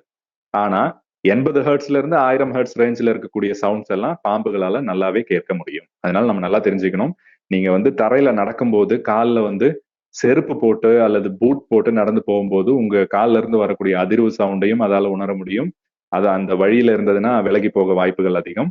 அதே மாதிரி இரவு நேரங்கள்ல வெளியே போறீங்க அப்படின்னா கையில டார்ச் எடுத்துட்டு போறதுக்கு ஒரு பழக்கமா வச்சுக்கணும். ஸோ இதனால என்ன ஆகும்னு பாத்தீங்கன்னா நீங்க வந்து தவறுதலா பாம்பு மேல போய் மிதிக்கிறத அவாய்ட் பண்ணலாம். ஏன்னா மெஜாரிட்டி ஹாஸ்பிட்டல் கேசஸ்ல வரும்போது பாத்தீங்கன்னா பைட் வந்து நைட் டைம்ல தான் அதிகமா வருது. அதுவும் காலில் முட்டிக்கு கீழே நான் சொன்னேன் இல்லைங்களா, காலில் செருப்பு இல்லாம வெளியே வந்து வில்லேஜ்ல எல்லாம் பாத்தீங்கன்னா யூரின் பாஸ் பண்றதுக்குன்ற மாதிரி வெளியே போவாங்க. ஸோ அந்த மாதிரியான நேரங்கள்ல இருட்டுல போறதுனால பாம்பு இருக்கிறது தெரியாம தவறுதலா பாம்பு மேல போய் மிதிச்சிருவாங்க. அப்ப அது வலியினால கடிச்சு அதனால நமக்கு பிரச்சனை வருது. ஸோ வெளியே இருட்டுல போறீங்க அப்படின்னா கண்டிப்பா கையில டார்ச் யூஸ் பண்ணுங்க. காலில் வந்து காலணிகள் உபயோகப்படுத்துங்க. அது ஷூவா இருக்கட்டும், செருப்பா இருக்கட்டும். காலில் அந்த மாதிரி ஒரு வைப்ரேஷனை உண்டு பண்ணிட்டு நம்ம போகும்போது அருகாமையில் பாம்பு இருந்தா கூட விலகி போறதுக்கான வாய்ப்புகள் அதிகமா இருக்கு. டோன்ஸ்ல பாத்தீங்கன்னா தரையில படுக்கிறத அவாய்ட் பண்ணுங்க. அப்படியே நீங்க தரையில படுத்தாதான் சிலருக்கு வந்து பாத்தீங்கன்னா மெத்தை மேல படுக்க முடியாது, முதுகு வலி இருக்கும், நான் தரையில தான் படுத்தாகணுன்ற மாதிரி இருக்கிறவங்க கொசு வலை பயன்படுத்துங்க. கொசு வலையை வந்து டக்கின் பண்ண மாதிரி, அதாவது நீங்க படுக்கக்கூடிய பகுதியில உங்க கிட்ட க்ளோஸா வந்து பாம்பு வராத அளவுக்கு அந்த கொசு வலையை வந்து கீழே பேக் பண்ண மாதிரி வச்சுட்டீங்க அப்படின்னா பாம்பு மட்டும் இல்ல தேள் மற்ற இழ ஜந்துக்களும் நம்ம கிட்ட வராம பாத்துக்கலாம். அடுத்தது பாம்புகளை வந்து மற்ற ஒரு செல்லப்பிராணி மாதிரி, ஒரு நாய் மாதிரி, பூனை மாதிரி, ஒரு பறவை மாதிரி நடத்தாதீங்க. ஏன்னா அதுங்களுக்கு அந்த அளவுக்கு வெல் டெவலப்டு பிரெயின் இல்லை. அதனால உங்க பாசத்தை புரிஞ்சுக்கிற அளவுக்கு பாம்புக்கு தன்மை இல்லை. ஸோ எந்த வகையில நீங்க பாம்பை வந்து பெட்டா பார்க்கணும்னு நினைச்சாலும் கடி வாங்குறதுக்கான வாய்ப்புகள் ரொம்பவே அதிகம். அடுத்தது கீப் யுவர் சரௌண்டிங்ஸ் கிளீன். உங்களுடைய வீட்டை சுத்தி இருக்கக்கூடிய பகுதியை வந்து நீங்க சுத்தமா வச்சிருந்தீங்கன்னு சொன்னா கண்டிப்பா வந்து நீங்க பாம்பை பத்தி பயப்பட தேவையில்லை. ஏன்னா வீட்டை சுத்தி நீங்க வந்து குப்பை போட்டு வச்சிருக்கீங்க, இல்ல தேவையில்லாத வேஸ்ட் மெட்டீரியலை டம்ப் பண்ணி வச்சிருக்கீங்கன்னும் போது அந்த இடத்துல வந்து எலிகள் வந்து அதிகமா வந்து சேர வாய்ப்பு இருக்கு. அதே மாதிரி நிறைய பேர் பண்ற தப்பு, வீட்டுக்கு பக்கத்திலே உணவுப் பொருட்கள், மீதமான உணவுப் பொருட்கள் எல்லாம் வந்து வெளியே சமையல் அறைக்கு வெளியேன்ற மாதிரி கொட்டி வச்சிருப்பாங்க. இரவு நேரங்கள்ல என்ன ஆகும், அந்த உணவை தின்றதுக்கு எலி வரும். ஸோ எலியோடைய வாசம் கிடைச்சதுன்னா பின்னாடியே பாம்பும் வரும். தவறுதலாக வீட்டுக்குள்ள ஏறும், நம்மளையும் சேர்த்து கடிக்கிற வாய்ப்புகள் அதிகமா இருக்கு. ஸோ வீட்டை சுத்தி நீங்க சுத்தமா வச்சிருக்கீங்க, உங்க சுற்றுச்சூழலை வந்து நல்லா கிளீனா வச்சிருக்கீங்க அப்படின்னா கண்டிப்பா வந்து பாம்புகளை நீங்க தவிர்க்கலாம். அடுத்த ஸ்லைட். ஸோ ஃபர்ஸ்ட் எய்ட், ஒரு பாம்பு கடிச்சிருச்சு, நம்ம என்ன பண்ணணும்? ஃபர்ஸ்ட் செய்ய வேண்டிய வேலை, பாம்பு கடிச்சா பயப்படக்கூடாது. எல்லாரும் பண்ற பிரச்சனை என்ன அப்படின்னா, பாம்பு கடிச்சதுமே ஐயோ என்ன பாம்பு கடிச்சிச்சு, நான் சாவ போறேன். அது விஷம் இல்லாத பாம்பு தான் அதிகமா இருக்கும். இந்தியாவை பொறுத்தவரையும் பாத்தீங்கன்னா 100 கேசஸ் வருது அப்படின்னு சொன்னா அதுல ஒரு 4 to 5 கேசஸ்ன்ற மாதிரி அளவுக்கு மட்டும்தான் வந்து வெனமஸ் பைட் வருது. மீதி 95ம் பாத்தீங்கன்னா நான் வெனமஸ் ஸ்னேக்கோட பைட்டா தான் இருக்கும். ஸோ அந்த மாதிரியான ஒரு தருணத்துல நீங்க வந்து மேக்சிமம் பதட்டப்பட வேண்டிய சூழ்நிலையை நீங்க குறைச்சிக்கலாம். ஏன்னா பாம்பு கடி அப்படின்னு வரும்போது பாம்புக்கான கடிக்கான நச்சுமுறிவு மருந்து கிடைக்கிற ஹாஸ்பிட்டலுக்கு உடனடியாக காலம் தாழ்த்தாம போயிட்டீங்கன்னு சொன்னா உங்க உயிரை ஈஸியா காப்பாத்திடலாம். அப்படின்னும் போது நீங்க வந்து ஏன் பதறணும்? அடுத்தது ஒரு இடத்துல நிக்கிறீங்க, அந்த இடத்துல உங்களை பாம்பு கடிச்சிருச்சு. அது உங்க வீட்டுக்கு பின்புறமா இருக்கலாம், அல்லது விறகு கொட்டி வச்சிருக்கிற இடத்துல. கிராமங்கள் எல்லாம் பாத்தீங்கன்னா விறகடுப்பு யூஸ் பண்ணுவாங்க. ஸோ அந்த மாதிரி விறகு கொட்டி வச்ச இடத்துல இருந்து திடீர்னு போய் விறகு எடுக்க கை வைப்பாங்க, கையில பாம்பு கடிக்க வாய்ப்பு இருக்கு. ஸோ அந்த மாதிரியான இடங்கள்ல நீங்க நிக்கிறீங்கன்னா கடிச்சிருச்சு, பாம்பு கடிச்சிருச்சு அப்படின்னா ஃபர்ஸ்ட் பண்ண வேண்டிய இடம், அங்க இருந்து சேஃபான இடத்துக்கு நகர்ந்துருங்க. அந்த இடத்துல பாம்பு உங்களால பார்க்க முடியுதான்னு எட்டி பாருங்க. இப்பெல்லாம் டெக்னாலஜி எவ்வளவோ வளர்ந்துருச்சு. முடிஞ்சா ஒரு போட்டோ எடுங்க. அந்த இடத்துல பாம்பு இருந்தது, பாம்பை பார்க்க முடிஞ்சது அப்படின்னா போட்டோ எடுத்துட்டு டாக்டர் கிட்ட போகும்போது இந்த மாதிரியான பாம்பு தான் கடிச்சதுன்னு சொல்லுங்க. ஏன்னா இன்னமும் வந்து டிடெக்ஷன் கிட் மாதிரியான கான்செப்ட் எல்லாம் நம்ம கிட்ட வராததால அந்த ட்ரீட்மெண்ட் கொடுக்கக்கூடிய டாக்டருக்கு அட்லீஸ்ட் இந்த பிக் ஃபோர் ஸ்னேக்ஸை தெரியறதுக்கு வாய்ப்பு இருக்கும். ஸோ அவங்க அந்த படம் பார்த்து அதுல பிக் ஃபோர் ஸ்னேக்கா இருக்கா அப்படின்னா இமிடியட்டா அவங்க அடுத்த ஸ்டெப்புக்கான வேலைகளை ஆரம்பிக்கலாம். அது ஒரு வாய்ப்பு இருக்கு. வாய்ப்பு மட்டும்தான். ஏன்னா நான் ஆரம்பத்திலே சொன்னேன், நாகப்பாம்பே கடிச்சிருந்தாலும் அது சம்டைம் ட்ரை பைட்டா தான் இருக்கும். ஏன்னா விஷத்தை இறக்கி இருக்கணும்னு அவசியமே இல்லை. வெறும் பல்லு அடையாளம் மட்டும்தான் இருக்கும். அவசரப்பட்டு டாக்டர் வந்து உங்களுக்கு ஆன்டிவெனம் கொடுக்க மாட்டாரு. ஏன்னா உங்க உடம்புல அதுக்கான சிம்டம்ஸ் ஆரம்பிச்சா மட்டும்தான், அந்த பிரச்சனைகள் வருதுன்னு தெரிஞ்சா மட்டும்தான் டாக்டர் வந்து உங்களுக்கு ஆன்டிவெனம்ன்ற அந்த நச்சுமுறி மருந்து கொடுப்பார். இல்லைன்னா ஒவ்வாமை மாதிரியான பிரச்சனைகள் உங்களுக்கு வர்றதுக்கான வாய்ப்புகள் அதிகம். ஸோ அதனால முடிஞ்ச ஒரு போட்டோ எடுங்க, அதை ஹாஸ்பிட்டல் போகும்போது டாக்டர் கிட்ட காட்டுங்க. அடுத்தது நீங்க செய்ய வேண்டியது, நிறைய பேர் வந்து பதட்டப்படுறதுனாலேயே அவங்களுடைய பிளட் சர்க்குலேஷன் வந்து ரொம்ப ஃபாஸ்ட் ஆயிடும். ஸோ பதட்டப்படுறாங்க, படபடப்பு அதிகமாகுது. அப்போ அந்த நஞ்சானது கடிப்பட்ட இடத்துல இருந்து உடல் முழுக்க பரவறதுக்கான வாய்ப்புகள் அதிகமா இருக்கு. ஸோ பதட்டப்படாம சேஃபான இடத்துக்கு நகர்ந்துருங்க. அங்க இருந்துகிட்டு உதவிக்கு கூப்பிடுங்க. நீங்க வந்து ஓடி போகக்கூடாது. இப்போ ஃபார் எக்ஸாம்பிள் தோட்டத்துல வேலை செஞ்சுட்டு இருக்கும்போது ஒருத்தர் பாம்பு கடிக்குது. அவர் வந்து என்ன பாம்பு கடிச்சிருச்சு, சரி வேலை பாதியிலே நின்றுச்சு, நான் ஓடி போறேன், ஊருக்குள்ள போயிட்டு யாரையாவது உதவி கூப்பிடுறேன்ட்டு ஓடி போனாங்கன்னா அந்த நஞ்சானது பிளட்ல வந்து ஈஸியா ஸ்ப்ரெட் ஆகிறதுக்கு வாய்ப்பு இருக்கு. அதுலயும் வந்து நியூரோடாக்சிக் வேணும்னா இன்னும் ஃபாஸ்டா ஆக்ட் ஆகும். அதனால நரம்பு மண்டலத்தை சீக்கிரமா செயலிழக்க செய்யும். ஓடிக்கொண்டிருக்கும் போதே அவர் கீழே விழுந்து கொலாப்ஸ் ஆகிறதுக்கான வாய்ப்புகள் இருக்கு. ஸோ அதனால பதட்டப்படக்கூடாது. உதவிக்கு கூப்பிடுங்க. உதவிக்கு வரவங்க கிட்ட சொல்லுங்க என்ன இந்த மாதிரி பாம்பு கடிச்சிருச்சுன்ட்டு. அவங்க வந்து உங்களை ஹாஸ்பிட்டலுக்கு எடுத்துட்டு போற மாதிரியான ஒரு உதவி பண்ணும்போது நீங்க கண்டிப்பா வந்து உயிர் பிழைக்கலாம்.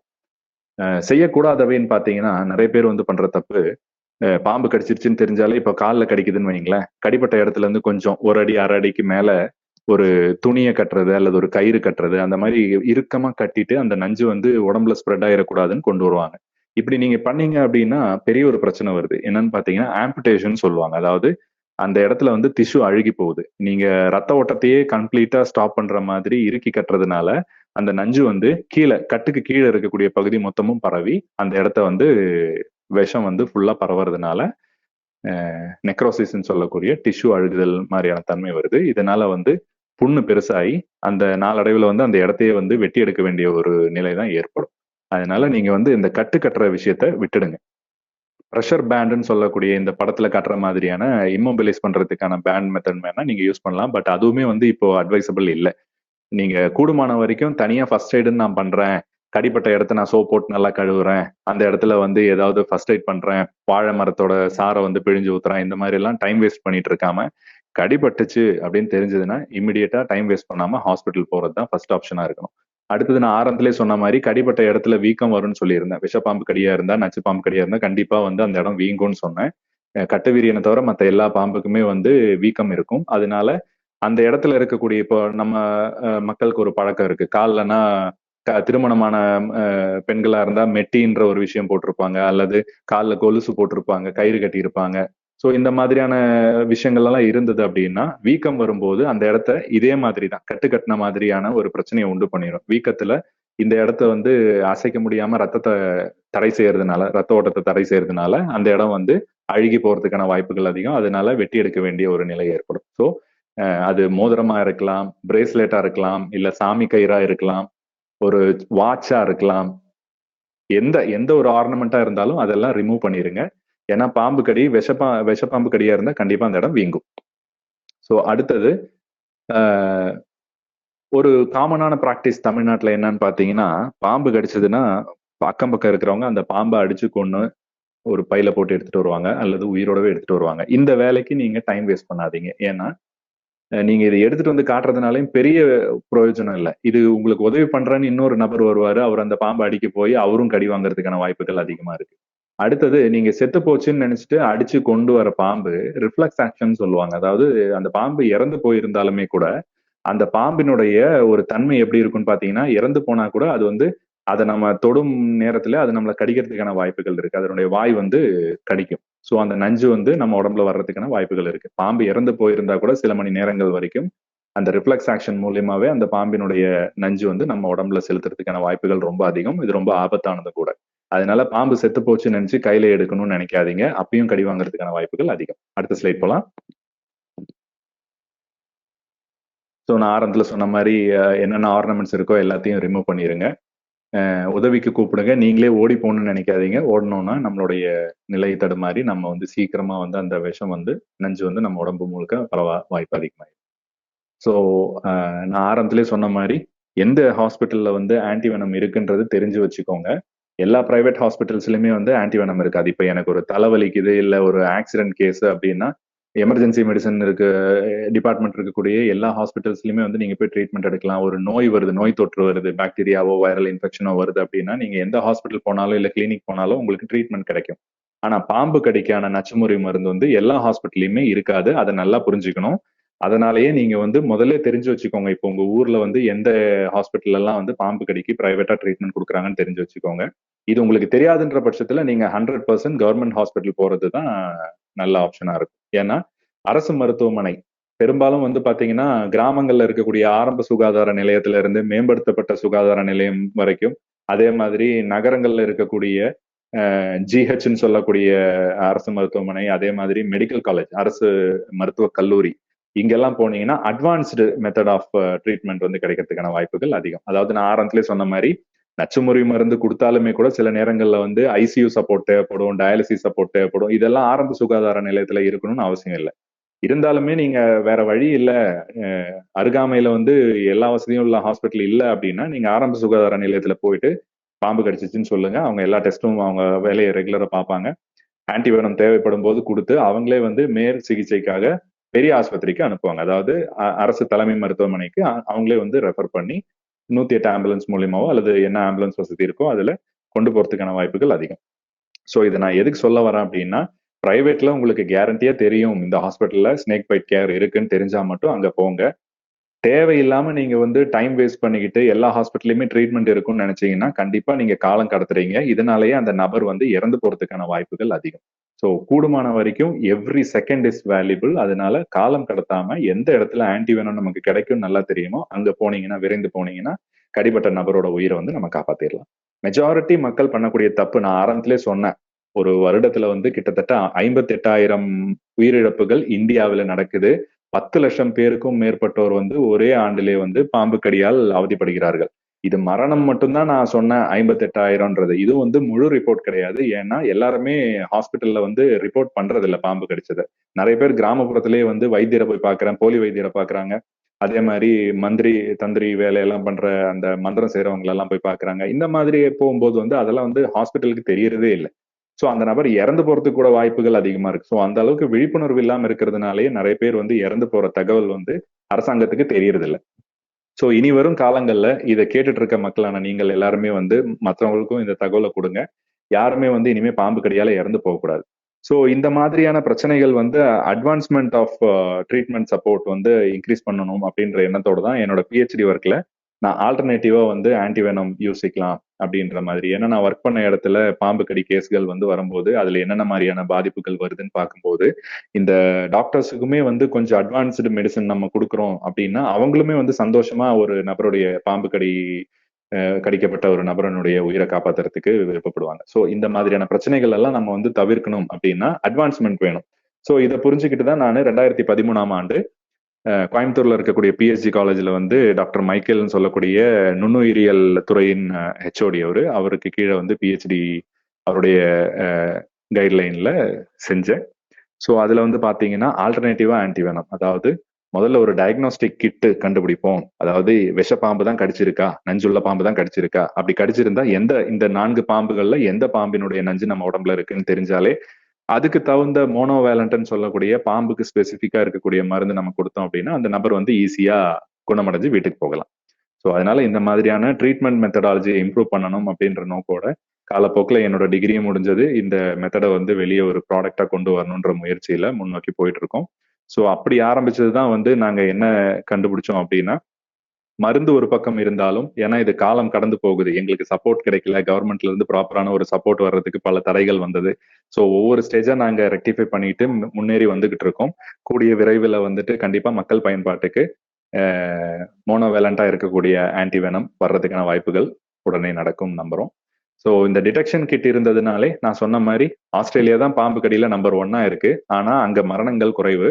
இந்தியால 2வது இடத்துல இந்தியா இருந்தாலுமே வந்து பாம்பு கடியால் ஏற்படக்கூடிய மரணம் வந்து அதிகமா இங்க இருக்கு. ஸோ இதை வந்து தடுக்கணும்.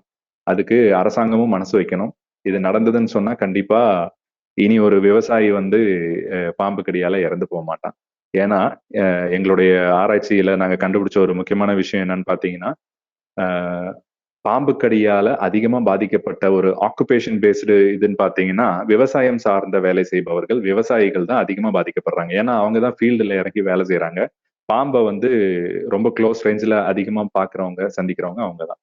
ஸோ விவசாயிகளுமே பாத்தீங்கன்னா கூடுமான வரைக்கும் அவங்க பாம்பை பத்தி நல்லா தெரிஞ்சிருக்காங்க. அதனுடைய பங்கு என்னன்றது நல்லா தெரிஞ்சிருக்காங்க. இந்த ஈகோ சிஸ்டத்துல பாம்பினுடைய ரோல் என்ன, தேவையில்லாத பெஸ்ட், அதாவது எலி மாதிரியான விஷயம் அல்லது ஒரு பூச்சி மாதிரியான விஷயம் தோட்டத்துல அதிகமா இருக்கு, அதை கண்ட்ரோல் பண்றதுக்கு பாம்பினுடைய பிரசன்ஸ் அவசியம் வந்து தேவைப்படுது அப்படின்றத உணர்ந்த விவசாயிகள் அதை வந்து தொல்லை பண்ணாம இருக்காங்க. அப்பயும் ஆக்சிடென்டலா சில நேரங்கள்ல காலில் செருப்பு இல்லாம போவாங்க. நிறைய கவனிச்சிருப்பீங்க நீங்க. வயல்ல இருக்கவங்க, தோட்டத்துல வேலை செய்யறவங்க தான் வேலை செய்யக்கூடிய நிலத்தை வந்து இறைவனுக்கு சமமா பாக்குறதால காலில் செருப்பு போட மாட்டாங்க, காலணி போட மாட்டாங்க. அப்ப என்ன ஆகும், பாம்பு பக்கத்துல இருந்தாலும் அதாலையும் உணர முடியாது மனிதர் பக்கத்துல வராருன்னு. அப்ப இந்த விவசாயி வந்து தெரியாம போய் அது கிட்ட போகும்போது அது கிட்ட இருந்து கடி வாங்குறதுக்கான வாய்ப்பு அதிகமா இருக்கு. ஸோ மெஜாரிட்டி பாம்பு கடியில 70% வரைக்கும் வர கேசஸ் பாத்தீங்கன்னா ரூரல் ஏரியால இருந்து வருது. அதுவும் விவசாயம் சார்ந்த தொழில் அல்லது கூலி தொழில் செய்யறவங்க, இந்த நான் ஆரம்பத்துல சொன்ன மாதிரி வேண்டாத செடிகள் காடுகள் எல்லாம் அப்புறப்படுத்துற வேலை செய்யறவங்களுக்கு கையில கடி வாங்குறாங்க. ஸோ இந்த மாதிரி.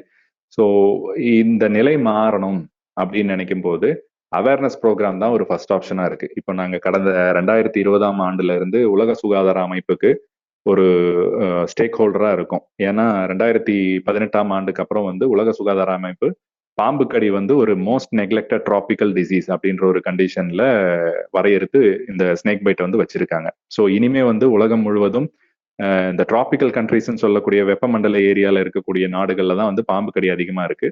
ஸோ இதை தவிர்க்கிறதுக்கான முயற்சிகள் என்னென்ன பண்ணலாம் அப்படின்னும் போது 2030 பாம்பு கடியினுடைய மரணத்தை வந்து பாதியா கொண்டு வரணும் அப்படின்ற முயற்சியில அதுக்கான வேலைகளை முன்னெடுத்து செஞ்சுட்டு இருக்காங்க. நாங்களும் எங்களுடைய பங்கா இந்த மாதிரியான அவேர்னஸ் ப்ரோக்ராம்ஸ் எல்லாம் கிரியேட் பண்ணி பொதுமக்களுக்கும் பள்ளி கல்லூரி மாணவர்களுக்கும் அதே மாதிரி வனத்துறையில இருக்கிறவங்களுக்கும் எல்லாருக்குமா, அதே மாதிரி மருத்துவத்துறையில இருக்கிறவங்களுக்கு இன்னும் ட்ரீட்மெண்ட் எப்படி பெட்டரா பண்ணலாம், எங்களால முடிந்த அளவுல எல்லா வகையான ஆடியன்ஸ்க்கும் நாங்க வந்து இதை எடுத்துக்கொண்டு போயிட்டு இருக்கோம்.